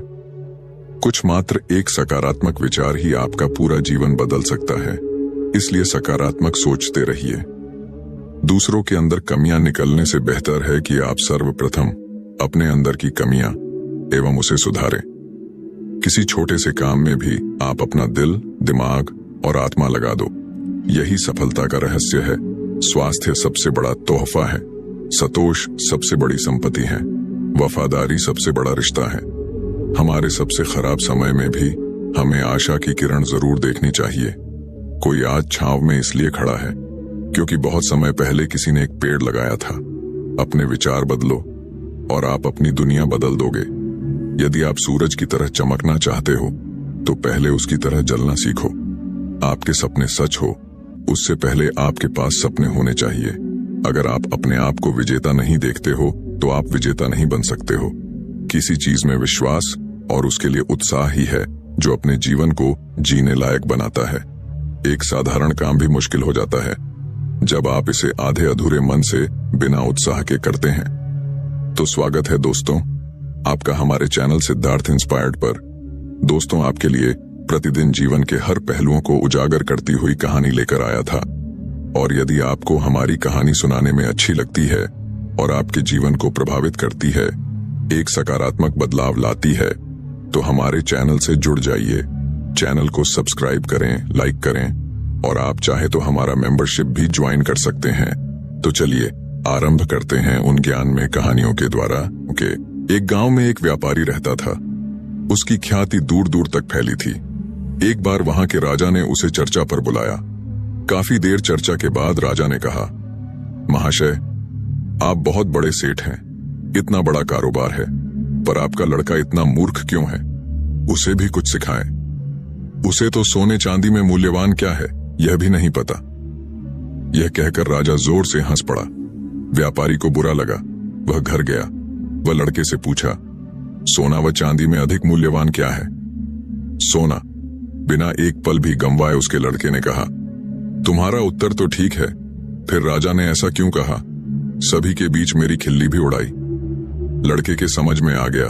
वह बोला, राजा गांव के पास एक खुला दरबार लगाते हैं जिसमें सभी प्रतिष्ठित व्यक्ति शामिल होते हैं। यह दरबार मेरे स्कूल जाने के मार्ग में ही पड़ता है। मुझे देखते ही बुलवा लेते हैं। अपने एक हाथ में सोने का व दूसरे में चांदी का सिक्का रखकर जो अधिक मूल्यवान है वह ले लेने को कहते हैं, और मैं चांदी का सिक्का ले लेता हूं। सभी ठहाका लगाकर हंसते हैं, वो मजा लेते हैं। ऐसा तकरीबन हर दूसरे दिन होता है। फिर तुम सोने का सिक्का क्यों नहीं उठाते? 4 लोगों के बीच अपनी फजीहत कराते हो, व साथ में मेरी भी। लड़का हंसा, वह हाथ पकड़कर पिता को अंदर ले गया और कपाट से एक पेटी निकालकर दिखाई जो चांदी के सिक्कों से भरी हुई थी। यह देख व्यापारी हतप्रभ रह गया। लड़का बोला, जिस दिन मैंने सोने का सिक्का उठा लिया उस दिन से यह खेल बंद हो जाएगा। वो मुझे मूर्ख समझकर मजा लेते हैं तो लेने दें। यदि मैं बुद्धिमानी दिखाऊंगा तो कुछ नहीं मिलेगा। अक्लमंद व्यापारी का बेटा हूं, अक्ल से काम लेता हूं। मूर्ख होना अलग बात है, वह समझा जाना अलग। स्वर्णिम मौके का फायदा उठाने से बेहतर है हर मौके को स्वर्ण में तब्दील करना। जैसे समुद्र सबके लिए समान होता है। कुछ लोग पानी के अंदर टहल कर आ जाते हैं, कुछ मछलियां ढूंढ पकड़ लाते हैं, व कुछ मोती चुनकर आते हैं। एक बार एक आदमी एक बौद्ध भिक्षु के पास गया और बोला कि मैं अपने शहर का एक व्यापारी हूं। मेरा पूरा दिन अपने व्यापार के काम में ही बीत जाता है। इस वजह से मुझे ज्यादा खाली समय नहीं मिल पाता है। ज्यादा खाली समय नहीं मिल पाने के कारण और हर समय व्यस्त रहने के कारण मुझे ज्यादा खाली समय नहीं मिल पाता है, जिस समय मुझे तनाव महसूस होने लगा है। पिछले कई महीनों से मैं अपना कोई भी काम ठीक से नहीं कर पा रहा हूं। अब मेरा कुछ भी करने का मन नहीं करता। मुझे काम को टालने की आदत हो गई है। मैं बहुत आलसी हो गया हूं और चिड़चिड़ा हूं। मेरी इन आदतों के कारण मैं आजकल बहुत चिंतित और बेचैन रहने लगा हूं। कृपया मुझे कोई ऐसा उपाय बताएं जिससे मेरा मन दिन भर भटकता ना रहे और मैं पहले की तरह अपने काम से काम रखूं। बौद्ध भिक्षु ने उस व्यक्ति की सारी बातें ध्यान से सुनी और फिर कहा कि आपकी समस्या आपके व्यस्त होने की नहीं है। काम करो, बल्कि अपने काम को बोझ समझो। और कोई भी व्यक्ति अपने काम को बोझ तभी समझता है जब वह अपनी वर्तमान नौकरी को नजरअंदाज कर रहा होता है और केवल अपनी भविष्य की नौकरी के बारे में सोचता रहता है और उसके लिए मन में योजनाएं बनाता रहता है कि मैं इस काम को ऐसे ही करूंगा, भविष्य में इसे इतना बड़ा बनाऊंगा। और जब कोई व्यक्ति किसी काम के बारे में सिर्फ सोचता रहता है लेकिन उसे पूरा करने के लिए कोई ठोस कदम नहीं उठाता, तो वह उस काम को लेकर तनाव से घिर जाता है और फिर वह नौकरी उसके लिए बोझ बन जाती है। यह सुनकर वह व्यक्ति बोला, हाँ संत, आपने तो मेरे मन की बात कह दी। मैं भी पिछले कुछ महीनों से हर रोज अपने काम पर ध्यान देने की बजाय अपने बिजनेस के भविष्य के बारे में सोचता रहता हूं कि कहीं मेरा बिजनेस कम ना हो जाए, भविष्य में कोई अन्य व्यापारी मेरे व्यापार क्षेत्र में अतिक्रमण ना कर ले। और भी ऐसी कई नकारात्मक बातें मेरे दिमाग में चलती रहती हैं जिसके कारण मैं अपने आज के बिजनेस पर ध्यान नहीं दे पा रहा हूं। यह सुनकर बौद्ध भिक्षु ने कहा, हम अपने विचारों में जितनी बड़ी समस्याएं बनाते हैं, असल जिंदगी में समस्याएं इतनी बड़ी नहीं होती। आपको बस अपने आज पर ध्यान केंद्रित करना की जरूरत है, बाकी सब चीजें अपने आप ठीक हो जाएंगी। व्यक्ति ने कहा, संत, मैं ऐसा करने में सक्षम नहीं हूं। मैं अपने आज के काम पर ध्यान केंद्रित नहीं कर पा रहा हूं। मैंने बहुत कोशिश की लेकिन मैं हर बार हार जाता हूं। मुझे अतीत की गलतियों पर पछतावा होता है। मैं भविष्य के लिए योजनाएं बनाने लगता हूं और फिर मेरा मन बेचैन हो जाता है। आप मुझे कोई रास्ता बताएं ताकि मैं आज पर ध्यान केंद्रित कर सकूं, लेकिन मैं ध्यान योग नहीं कर पाता वगैरह बहुत लंबे समय तक, और ना ही मैं कोई बड़ी साधना कर सकता हूं। इसलिए आप मुझे कोई आसान तरीका बताएं। बौद्ध भिक्षु ने कहा, ठीक है, आज मैं आपको ऐसे 10 छोटे छोटे तरीके बताने जा रहा हूं जिन्हें आप अपने दैनिक कार्यों के साथ कर सकते हैं। यह तरीके सुनने में बहुत छोटे लगते हैं, लेकिन अगर आपने पूरी शिद्दत से इनका पालन किया तो कुछ ही दिनों में आपको इनके सकारात्मक परिणाम दिखने लगेंगे और आप कर पाएंगे आपका वर्तमान कार्य और अधिक ध्यान से। व्यक्ति ने कहा, हाँ संत, आप मुझे वो 10 तरीके बताएं, मैं उन पर जरूर अमल करूंगा। बौद्ध भिक्षु कहने लगे, पहला तरीका है मन लगाकर खाना खाना। ज्यादातर लोग खाते समय खाने पर ध्यान नहीं देते, बल्कि उनका ध्यान बातचीत करने पर होना चाहिए। कोई पुरानी सोच में खोया हुआ है या किसी देखने वाली चीज में खोया हुआ है, जिसके कारण खाना खाते समय भी उनका मन बेचैन रहता है, जबकि कि हमें खाने की थाली में उसकी खुशबू आती है कि थाली में क्या खाना परोसा गया है, खाना कैसा दिखता है। इन सभी का ध्यानपूर्वक निरीक्षण करना चाहिए और जो भोजन बनाता है और जो उस भोजन को उगाता है उन्हें मन में धन्यवाद देना चाहिए। हमें हर निवाले के साथ भोजन के स्वाद का आनंद लेना चाहिए, ना कि केवल पहले निवाले के लिए। यदि आप भोजन को ध्यान से प्यार से लेते हैं तो भोजन समाप्त होने के समय आपका मन पूरी तरह से शांत हो जाएगा और आप अंदर से खुशी महसूस करेंगे। और यही कारण है कि पुराने भारतीय समाज में मौन रहकर भोजन करने की परंपरा रही है, क्योंकि मौन रहकर मन लगाकर भोजन करना भी ध्यान का एक तरीका है।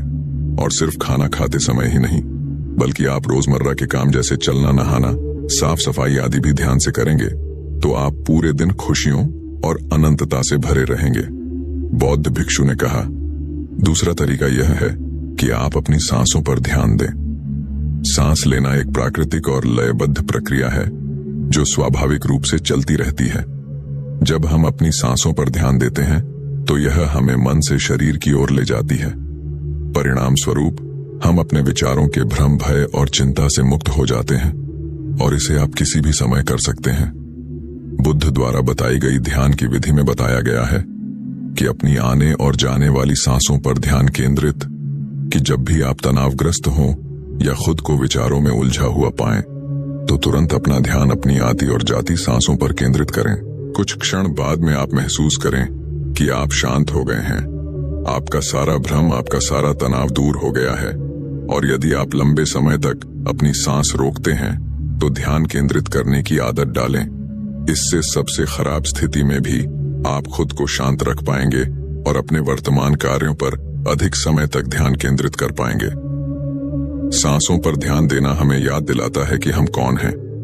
हमें यह एहसास होता है कि हम वह विचार नहीं है जो अभी हमारे अंदर चल रहा है, बल्कि हम उससे अलग हैं, हम उससे ऊपर हैं।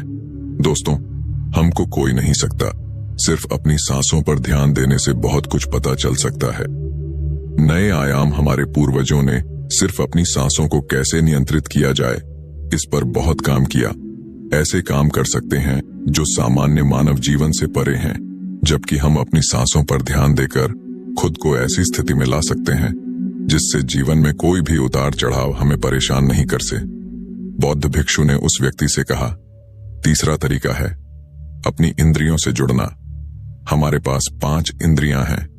नाक, त्वचा, जीभ, कान और आंख हमारे शरीर के प्रवेश द्वार हैं। लेकिन जब हम विचारों में खो जाते हैं तब हम अपनी इंद्रियों को महसूस नहीं कर पाते। हमारे आसपास क्या हो रहा है, गंध कैसी है, क्या आवाजें आ रही हैं। जब तक यह सभी चीजें इतनी मजबूत ना हो जाएं कि हमारा ध्यान अपनी ओर खींच ले, हम बस बेहोशी में जीते रहते हैं। इसीलिए अपने आसपास की चीजों को बहुत ध्यान से देखने की आदत डालें। जैसे ठंडी हवा को अपने शरीर से टकराते हुए महसूस करें। बगीचे में खिलते रंग बिरंगे फूलों को देखें, उसकी सुंदरता को देखें। पक्षियों की आवाज सुनें, कुछ देर के लिए उगते और डूबते सूरज को देखें। यह सभी छोटी छोटी चीजें आपको आपके वर्तमान से जोड़ देंगी। अगर आप अपने जीवन में शांति और आनंद का अनुभव करना चाहते हैं तो आपको अपने आसपास की चीजों पर ध्यान देना होगा। आपको एक पल रुक कर देखना होगा, उन्हें व्यापार से देखें और उन्हें महसूस करें। बौद्ध भिक्षु ने कहा, चौथा तरीका यह है कि अपने मन में उठने वाली नकारात्मक भावनाओं का निरीक्षण करें। परेशान होना, निराश होना या गुस्सा आना इंसानों में आम बात है, लेकिन हमें ऐसी भावनाओं में नहीं बहना चाहिए। लेकिन जब भी हम ऐसा करते हैं किसी तरह का, हमारे अंदर नकारात्मक भावनाएं, तो हमें इन भावनाओं पर ध्यान देना चाहिए। जैसे जब आपको गुस्सा आता है या कुछ गलत करने का मन करता है, तो उस वक्त आपके मन में किस तरह के विचार उठ रहे होते हैं। तो थोड़ा रुकिए। थोड़ी देर में आपको लगेगा कि आप वो विचार नहीं है, आप उनसे अलग हैं। आप उन्हें देखते रहे और थोड़ी देर में वह सारे नकारात्मक विचार गायब हो जाएंगे। और अगर आप हर बार ऐसा करते हैं तो आप अपनी भावनाओं पर नियंत्रण करना सीख जाएंगे। बौद्ध भिक्षु ने 5वां तरीका बताया, अपने मन में आने वाले हर विचार पर भरोसा ना करें। हमारा दिमाग हर समय अनुमान और धारणा बनाता रहता है जो हर बार की तरह सच नहीं होंगी। किसी व्यक्ति से मिलते हैं या कुछ नया देखते हैं तो तुरंत हमारा दिमाग उसके बारे में पूर्व धारणाएं बनाना शुरू कर देता है और फिर वह वस्तु या व्यक्ति उसे अच्छा या बुरा बनाकर हमारे सामने प्रस्तुत कर देगा और फिर हम अपने विचारों को सत्य मान लेते हैं और उस व्यक्ति या वस्तु को वैसा ही कहने लगते हैं। और कुछ लोग अपनी मान्यताओं को हल्के में ले लेते हैं और उस पर कायम रहते हैं, जबकि हमें प्रयास करना चाहिए स्वयं को किसी भी प्रकार की पूर्व धारणाओं से मुक्त रखना और पूर्ण जागरूकता के साथ चीजों को वैसे ही देखने का प्रयास करें जैसे वे वास्तव में है। हमें अच्छाई और बुराई का आवरण नहीं ओढ़ना चाहिए।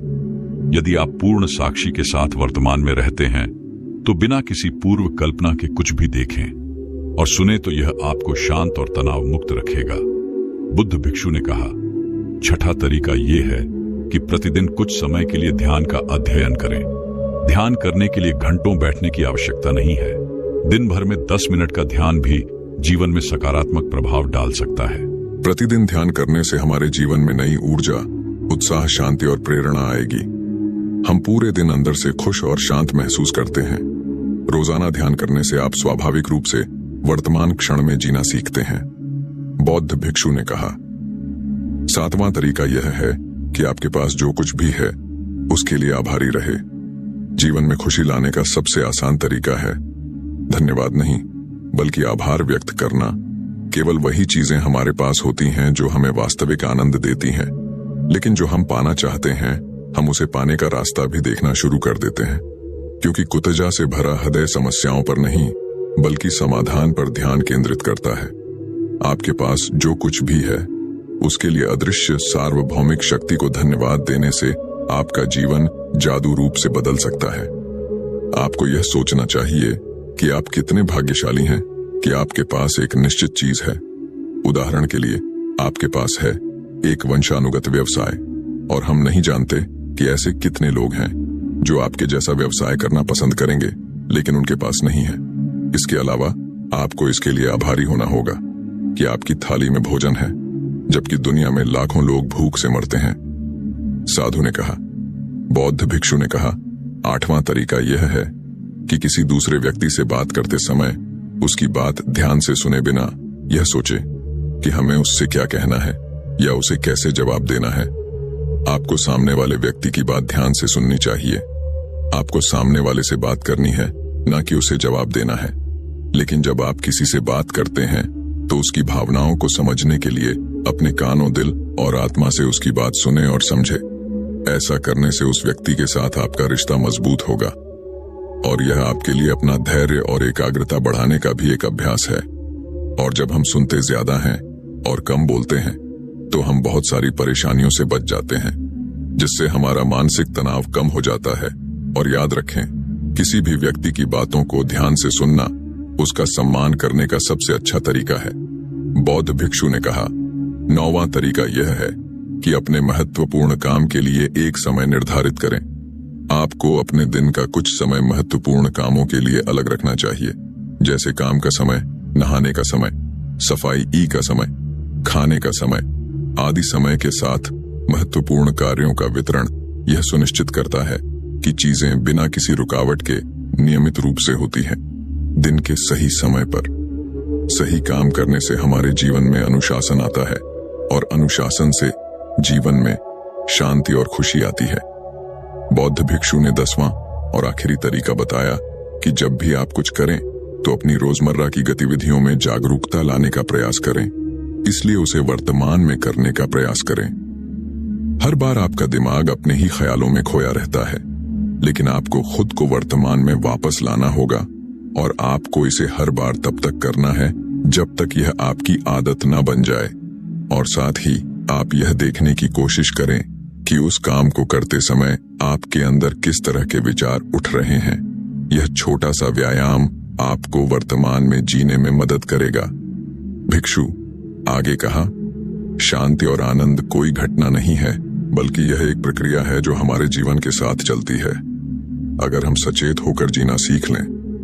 इतना कहकर बौद्ध भिक्षु चुप हो गए और व्यापारी उसे धन्यवाद देकर चला गया। दोस्तों, आशा करता हूं कि आपको इस कहानी से बहुत कुछ सीखने को मिला होगा। इस कहानी में बस इतना ही तो। दोस्तों, अब चलिए हमारे दूसरे कहानी की शुरुआत करते हैं। दूसरी कहानी शरीर खुद ही ठीक करने लगेगा। बीमारी एक अनोखा रहस्य। हिमालय के तालहाटी में रहने वाले एक मुनि की प्रसिद्धि दूर दूर तक फैली हुई थी, क्योंकि यह लोगों के मन की शक्ति, लोगों के विश्वास की शक्ति है, और अपनी जीवन शक्ति के बल पर वह बड़ी बड़ी बीमारियों को ठीक कर देते थे। उन्होंने आज तक कभी किसी दवा का सेवन नहीं किया था। वह लोगों की दिनचर्या में थोड़ा सा बदलाव करके ही उनकी बीमारियों को जड़ से खत्म कर देते थे। एक दिन सुबह एक बीमार व्यक्ति मुनि के पास आया। उन्होंने कहा कि मैं कई डॉक्टरों के पास गया हूं और उनकी दवा ली है, कोई आराम नहीं था।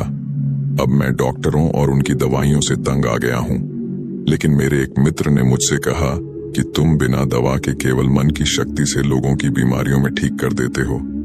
या यह संभव है कि मैं आपके बताए रास्ते से ठीक हो जाऊं? उस व्यक्ति की बात सुनकर मुनि मुस्कुराए और बोले कि हमारा दिमाग दुनिया का सबसे बड़ा डॉक्टर है। हमारे शरीर में मौजूद प्राण शक्ति बड़ी से बड़ी बीमारियों को ठीक करने की क्षमता रखती है। बस जरूरत है इस शक्ति को पहचानने और उसे उचित समय देने की, और कुछ नियमों का पालन करना होगा। बीमार व्यक्ति ने कहा कि मुनिवर, आप मुझे जो भी नियम बताएंगे मैं उसका पालन करूंगा, बस मुझे नियम बताओ। मुनि ने कहा कि मानव मन सुस्ती की सबसे अनोखी, शक्तिशाली और अद्भुत रचना है। मन आशा, विश्वास और विश्वास के दम पर बड़ी से बड़ी बीमारी को भी जड़ से खत्म करने की क्षमता रखता है। मानव मस्तिष्क स्वयं औषधि का ऐसा अद्भुत खजाना है जहां इंसान के विश्वास और ताकत पर ऐसे रसायनों का उत्पादन किया जाता है जिसका असर दुनिया में कहीं से भी सैकड़ों हजारों गुना ज्यादा होता है। हम सभी के पास किसी भी बीमारी से मुक्त होने का ऐसा जन्मजात चमत्कारी तंत्र है जिसे कोई भी व्यक्ति अपनी भावनाओं और अनुभूतियों में परिवर्तन लाकर सक्रिय कर सकता है। जब हम अपने मन को यह विश्वास दिला लेते हैं कि यह बीमारी ठीक हो सकती है, हमारे मस्तिष्क से ऐसे रसायन निकलने लगते हैं कि शरीर की बीमारियां बिना किसी दवा के ठीक होने लगती हैं। मन की शक्ति के माध्यम से शरीर की आत्मा की शक्ति का उपयोग करके किसी भी बीमारी को ठीक करने के लिए आपको इन 10 नियमों का पालन करना होगा। नियम 1, अटूट विश्वास से ही आप ठीक हो सकते हैं। हम सभी के शरीर में एक बुद्धि होती है और यही बुद्धि हमारे शरीर को चलाती है। यह बुद्धि एक दैवीय शक्ति की तरह काम करती है और इससे हर बीमारी का इलाज संभव है। आपको बस अपने आंतरिक ज्ञान से जुड़ना है और उसे आश्वस्त करना है कि आप बिल्कुल ठीक हैं। यह बुद्धि हमें जीवन देती है और हम हर समय किसके साथ जुड़े रहते हैं। जैसे ही हम इस बुद्धि से अलग हो जाते हैं, भले ही हम 1 मिनट के लिए भी अलग हो जाएं, हम बीमार पड़ जाते हैं और हमारे शरीर का संतुलन बिगड़ जाता है और हम तरह तरह की बीमारियों से घिर जाते हैं। बुद्धि का अर्थ है हमारे जीवन की वह चेतना जिसे हम चेतन मन भी कहते हैं। मन की सारी शक्ति हमारे अवचेतन मन के पास होती है। यही वह जगह है जहां सारे सवालों का जवाब छिपा है। मन की सारी शक्ति और सारी समझ। यदि अब आप मन की शक्ति का उपयोग करना और उसे अपनी गति से चलाना सीख लें, तब आप ना केवल अपनी बीमारी ठीक कर सकते हैं बल्कि अपनी भलाई का लाभ भी उठा सकते हैं और अपना जीवन पूर्णता से जो जिन लोगों ने अपने अवचेतन मन, आधा और विश्वास के बल पर अपनी बीमारियों को ठीक किया है, उन्हें महानतम सत्ता की शक्ति पर पूर्ण विश्वास था। उनका मानना था कि जो मुझे बीमार कर रहा है उससे भी बड़ी शक्ति का हाथ मेरे सिर पर है, वह मुझसे जुड़ी हुई है और वही धारा मुझ में भी प्रवाहित हो रही है, वह मुझे ठीक कर रहा है। जब भी आप किसी शक्ति पर अटूट विश्वास रखते हैं और उसके प्रति सकारात्मक दृष्टिकोण रखते हैं, तो आप हमारे दिमाग के औषधालय को सक्रिय कर देते हैं। बीमारी को ठीक करने के लिए जिस भी रसायन की आवश्यकता होती है, हमारे अवचेतन मन में उस रसायन को बनाने की शक्ति होती है और यह रसायन इस तरह से बनाए जाते हैं कि यह हमारी शरीर व्यवस्था को मजबूत बनाते हैं, हमारी रोगों से लड़ने की क्षमता को मजबूत करता है, जीवन शक्ति को पुष्ट करता है। यदि आप बीमारी से ठीक होना चाहते हैं तो आपको अधिक गहराई से विश्वास करना होगा कि आप ठीक हो सकते हैं। आपको यह मानना होगा कि जो शक्ति आपको कमजोर कर सकती है वह आपके अंदर की शक्ति से कम है, जिसके साथ आप जो चाहे कर सकते हैं। ठीक करने की शक्ति उस शक्ति से अधिक होती है जो ठीक कर सकती है। नियम 2, मन को शांत रखना शुरू करें। नन व बीमारियां क्रोध या भय के कारण होती हैं और भय से क्रोध भी उत्पन्न होता है। आपको यह समझना होगा कि हमारी परेशानियों का कारण तनाव और नकारात्मक विचार हैं। लगातार तनाव शरीर में असंतुलन पैदा करता है और शरीर का यह असंतुलन कई बीमारियों को जन्म दे सकता है। लोग हर दिन खुद को डराते हैं। उदाहरण के तौर पर अगर किसी को घर आने में देर हो जाए तो हम सोचने लगते हैं कि कुछ हो गया है, क्या उसका कोई एक्सीडेंट हुआ था।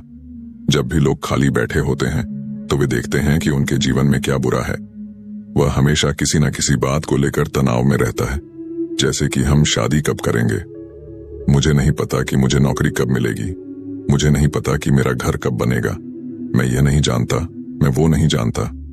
वो लोग इन सब बातों को सोचकर भी डरते हैं और विश्वास करते रहे। लेकिन समस्या यह है कि अवचेतन मन कल्पना और वास्तविकता के बीच अंतर नहीं जानता है।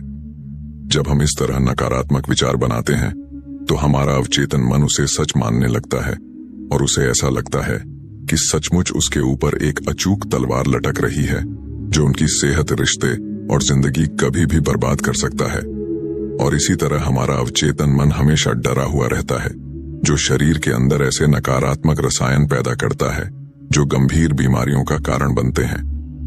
अब इसका समाधान क्या है? इसका समाधान यह है कि आप अपने बारे में नकारात्मक कहानियां बनाना बंद कर दें और समस्या को हल करने पर काम करना शुरू करें। इसके अलावा मन को शांत करने का एक बहुत ही कारगर उपाय है। मन से सारी गंदी बातें निकालने के लिए कैसे करें? मन में जो भी नकारात्मक विचार हो, गुस्सा, दर्द, चिड़चिड़ापन, पिछली दूरी घटनाएं जो विचार आपको परेशान करते हैं, उन्हें एक कागज के टुकड़े पर लिख लें। लिखने के बाद ना तो खुद पढ़े और ना ही किसी और से पढ़वा है। बस इस कागज को आग में जला दो। हमारे दिमाग तक एक ही संदेश पहुंचता है कि हमारे नकारात्मक विचार ऐसे कागज पर निकले हैं, और जब वे जल जाएंगे तो यह आपको मन की अविश्वसनीय शांति देगा और कोई भी बीमारी सुंदर शांत शरीर में नहीं रह सकती। नियम 3, माफ करना सीखो। यदि आप ठीक होना चाहते हैं तो आपको पहले यह पता लगाना होगा कि आप किसे क्षमा करना चाहते हैं। जब तक हम दूसरों को अपने मन से मुक्त नहीं करते, तब तक हम स्वयं को मुक्त नहीं कर सकते। दूसरों को आजाद करके हम किसी और को नहीं, बल्कि खुद को आजाद करते हैं। अपने मन को मुक्त करें और शांत करें। इसीलिए क्षमा करें और आगे बढ़े। कब तक यह बोझ ढोते रहोगे? एक घर था और घर का नियम था कि कोई भी कूड़ा बाहर नहीं फेंका जाएगा। धीरे धीरे घर में बहुत सारा कूड़ा जमा हो गया और घर में कूड़े की दुर्गंध आने लगी। वहां कीड़े मकोड़े पनपने लगे और लोग धीरे धीरे बीमार पड़ने लगे। यह सिर्फ उसके घर की कहानी नहीं है, यह हमारे मन और शरीर की भी कहानी है। मन की आदत है कि वह सभी नकारात्मक विचारों को अपने अंदर ही दबाए रखता है। किसने हमें धोखा दिया, कौन हमसे लड़ा, किसने हमें लक्ष्य दिखाया, यह एक तरह की नकारात्मक घटना है जो हमारे दिमाग में घूमती रहती है, और इस तरह हम अपने जीवन में अपने वाले अच्छे अवसरों पर ध्यान ही नहीं दे पाते। इस नकारात्मक तार के कारण हम रोज लेन में हमेशा तनाव में घुटकर जीते हैं, और 80 से 90% लोग ऐसी स्थिति में ही जीवन जीते हैं। हम पुराने कूड़े को एक दिन के लिए भी अपने घर में नहीं रखते, क्योंकि अगले दिन से उसमें से बदबू आने लगती है। लेकिन लोग बहुत पुरानी चीजों को लेकर भी मन में गुस्सा और ईर्ष्या रखते हैं और फिर कहते हैं कि हमारी बीमारी ठीक नहीं हो रही है। जब तक हम लोगों को माफ नहीं करेंगे, तब तक हम उन बातों को अपने दिमाग से नहीं निकालेंगे। और आपको लगता है कि यह सिर्फ एक विचार है, लेकिन यह सड़े हुए कचरे का एक टुकड़ा है जो अभी तक दिमाग से निकला नहीं है और अंदर ही अंदर गंध पैदा कर रहा है। जब हम नकारात्मक सोच के साथ अपना जीवन जीते हैं, तो हम रसायनों को खत्म करना शुरू कर देते हैं, क्योंकि वे हमें स्वस्थ रखते हैं, हमें जवान बनाए रखें, और हम ऐसे रसायनों को सक्रिय कर देंगे जो हमें बीमार कर देंगे, जो हमारी पित्त सत्तात्मक व्यवस्था को कमजोर करेगा और हमें चिंतित रखेगा। और इस तरह हम अपने अंदर बीमारियों पैदा करने लगते हैं। समाधान क्या है? इसका समाधान लोगों को माफ करना है। जिसने भी आपके साथ गलत किया है, उसे दिल से माफ कर दीजिए और उसी समय से आप बेहतर होने लगेंगे। नियम 4, वर्तमान में जीना शुरू करना है। यदि आप स्वयं को ठीक करना चाहते हैं, तो वर्तमान में जीना सीखें, क्योंकि भविष्य में जीना केवल चिंता और तनाव लाता है। जब हम अतीत में जीते हैं, तो पछतावे से भर जाते हैं। जीवन की सुंदरता वर्तमान के क्षण को जीने में है। वे सभी लोग जो अतीत की बड़ी बातों पर ध्यान देते हैं, वे वर्तमान में नहीं हैं। इसे अतीत में जीना, यानी 5 साल 10 साल, यह अभी भी साल प्राण है जो सिर में चला गया हो और मस्तिष्क में गांठें बना रहा हो, और वह गांठ अभी भी मस्तिष्क में लिपटी हुई हो। यदि कोई बीमार है, तो उसे वर्तमान में अपने आप से बात करनी चाहिए और महसूस करना चाहिए कि मैं स्वस्थ हूं, मैं खुश हूं। क्योंकि जब आप यह सोचते हैं कि इस समय मैं स्वस्थ हूं, मैं पहले बीमार था, आपका मस्तिष्क ऐसे रसायनों का उत्पादन शुरू कर देगा जो आपके ठीक होने की गति को तेज कर देंगे। लेकिन वर्तमान में कैसे आए? वर्तमान में सांसों का साथी बनकर आना होगा।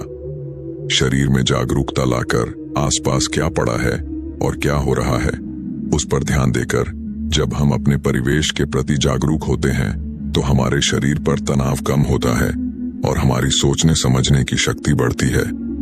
ऐसा करने से हमें अपने बारे में बातें जानने को मिलती हैं। धीरे धीरे हमें समझ आने लगता है कि किस वजह से हमारे अंदर तनाव पैदा होता है, और जब हमारा मन इस बात को समझ जाता है, तो इससे हम में बहुत बड़ा बदलाव आता है। हम नकारात्मक सोचना बंद कर देते हैं और हमें हर काम में सफलता मिलती नजर आती है, क्योंकि हमारा दिमाग कल्पना और वास्तविकता के बीच अंतर नहीं समझता है। इसीलिए अगर आप किसी स्वस्थ व्यक्ति की कल्पना करेंगे तो आपका दिमाग आपको ठीक करना शुरू कर देगा। नियम 5, खुद से प्यार करना सीखें। साल बीत जाता है लेकिन लोग कभी खुद से अपने बारे में बात नहीं करते। उन्हें यह भी नहीं पता कि उसका पसंदीदा खाना क्या है और उसे क्या पसंद है। वह खुद के साथ समय बिताना भूल जाता है। अगर आप अच्छा रहना चाहते हैं तो आपको खुद से प्यार करना होगा। आपको अपनी कीमत पता होनी चाहिए। बहुत सी महिलाएं और पुरुष जिम्मेदारी के बोझ में खुद को खो देते हैं। जिस दिन आपने खुद को पाया उसी दिन सारी गलत चीजें आपके दिमाग और शरीर को छोड़कर भागने लगी। जिस दिन आप खुद को खोज लेंगे आपको अपनी कीमत का एहसास होने लगेगा। और जिस इंसान में आप अपनी कीमत समझते हैं इसका मतलब सिर्फ इतना है कि आप खुद से प्यार करते हैं। नियम 6, सकारात्मक। सोचो, प्रत्येक दिन की शुरुआत इस प्रश्न से करें कि मैं अपना सबसे बड़ा आदर्श कैसे बन सकता हूं। आप में से ज्यादातर लोग सुबह उठकर सिर्फ अपनी समस्याओं के बारे में ही सोचते हैं और ज्यादातर परेशानियां उनके अतीत की यादें हैं। जैसे ही वह अपनी समस्याओं के बारे में सोचता है वह अपने अतीत के बारे में सोचने लगता है। हर समस्या के साथ एक भावना जुड़ी होती है और जब लोग अतीत के बारे में सोचते हैं तो परेशान हो जाते हैं और स्वयं को योग्य नहीं पाते हैं। हमें अगले 7 दिनों तक सुबह उठकर सकारात्मक विचारों के साथ अपने दिन की शुरुआत करनी है। आज जब मैं सुबह उठता हूं तो मैं अपना सर्वश्रेष्ठ संस्करण कैसे बन सकता हूं। आप तय करें कि आज का दिन मैं खुशी के साथ जीऊंगा। आपको प्रत्येक दिन की शुरुआत सकारात्मक और उत्साहपूर्ण विचारों के साथ करनी चाहिए। हमारी शारीरिक रीति का सीधा संबंध हमारी मानसिक स्थिति से होता है। जब हम अपने दिन की शुरुआत बेहतरीन मानसिक स्थिति के साथ करते हैं तो यह हमारे शरीर के लिए भी बहुत अच्छा होता है। अपनी एक ऐसी छवि बनाएं जिसमें आप पूरी तरह से स्वस्थ हों। हर दिन 10 मिनट के लिए आंखें बंद करके बैठे और कल्पना करें कि आप ठीक हो रहे हैं। ऐसा करने से जब हमारा चेतन मन रसायन बनाने लगता है जो हमारे शरीर को बहुत तेजी से ठीक करने लगता है। अगर हमने मन में कुछ गलत सोचकर बीमारी पैदा की है तो सही सोचकर उसे ठीक किया जा सकता है। नियम 7, अपने जीवन का उद्देश्य खोजें। लोग बीमार हो जाते हैं क्योंकि उन्हें लगता है कि उनका जीवन निरर्थ है। उनके जीवन का कोई उद्देश्य नहीं होता और वे समय से पहले ही बूढ़े महसूस करने लगते हैं। जीवन में किसी भी लक्ष्य का होना दीर्घ स्वास्थ्य के लिए आवश्यक है। इसका मतलब है कि आपके पास हर दिन बिस्तर से बाहर निकलने का एक कारण होना चाहिए। जब हमें लगता है कि हमारे जीवन का कोई अर्थ है और हम किसी उद्देश्य से जुड़े हैं तो हम अधिक खुश, अधिक ऊर्जावान और तरोताजा महसूस करने लगते हैं। और जब हम अंदर से मुस्कुराने लगते हैं तो हमारा शरीर हमारी बीमारी को अंदर ही अंदर खाना शुरू कर देता है। नियम 8, गहरी सांसें लेने का प्रयास करें। प्रतिदिन कुछ मिनटों के लिए अपनी पीठ सीधी करके बैठे और लंबी गहरी सांसें लें। जब हम गहरी और लंबी सांस लेते हैं तो हमारे शरीर की रोग प्रतिरोधक क्षमता मजबूत हो जाती है और तेजी से काम करता है, जिससे शरीर की बीमारियां तेजी से दूर होने लगती हैं। गहरी सांस लेने के साथ साथ हमारा मन पूरे दिन प्रसन्न रहता है और हम खुश रहते हैं। नियम 9, शरीर को भीतर से साफ करें। भोजन को पूरी तरह से पचने में लगभग 5 से 20 घंटे का समय लगता है और कभी-कभी मांसाहारी भोजन को पचाने के लिए 24 घंटे भी कम पड़ जाते हैं। लेकिन लोग हर कुछ घंटों में खाना खाते रहते हैं। इससे पुराना खाना ठीक से पच नहीं पाता और नया खाना आ जाता है। भोजन के ऐसे पचने से वह हमारी आंतों की दीवार पर चढ़कर चिपकने लगता है। यह सड़ा हुआ भोजन हमारे रक्त के माध्यम से पूरे शरीर में घूमता रहता है और विभिन्न बीमारियों का कारण बनता है। इससे बचने के लिए व्यक्ति को प्रतिदिन 12 घंटे या सप्ताह में 24 घंटे का उपवास करना चाहिए, ताकि हमारी प्राण शक्ति भोजन पचाने के कार्य से मुक्त होकर हमारे शरीर को शुद्ध कर सके। जिसका शरीर अंदर से साफ है उसे कोई बीमारी नहीं हो सकती। नियम 10, ब्रह्मांड की शक्ति को धन्यवाद दें। आपके पास जो कुछ भी है, अच्छा स्वास्थ्य, अच्छा घर, अच्छी संपत्ति, उसके लिए ब्रह्मांड को धन्यवाद दें। ब्रह्मांड और लोगों के प्रति आभारी होना हमें अंदर से पूर्णता का एहसास कराता है। खुश और संतुष्ट रहे। और आभार व्यक्त करना हमें अंदर से बाहर तक बदल देता है। यह मानव शरीर और दिमाग के लिए एक औषधि की तरह काम करता है। एक आशावादी और आभारी व्यक्ति के बीमार होने की संभावना दूसरों की तुलना में कम होती है, और अगर वह किसी कारण बीमार पड़ जाए तो उसके ठीक होने की गति बहुत तेज होती है। इसीलिए शरीर की प्राण शक्ति पर अटूट विश्वास रखें और आशावादी बने खुश रहे, सकारात्मक सोचें और ब्रह्मांड को धन्यवाद दें। यह किसी भी बीमारी को ठीक करने का अचूक उपाय है। इसके बाद मुनि चुप हो गए और वह व्यक्ति उन्हें धन्यवाद देकर चला गया।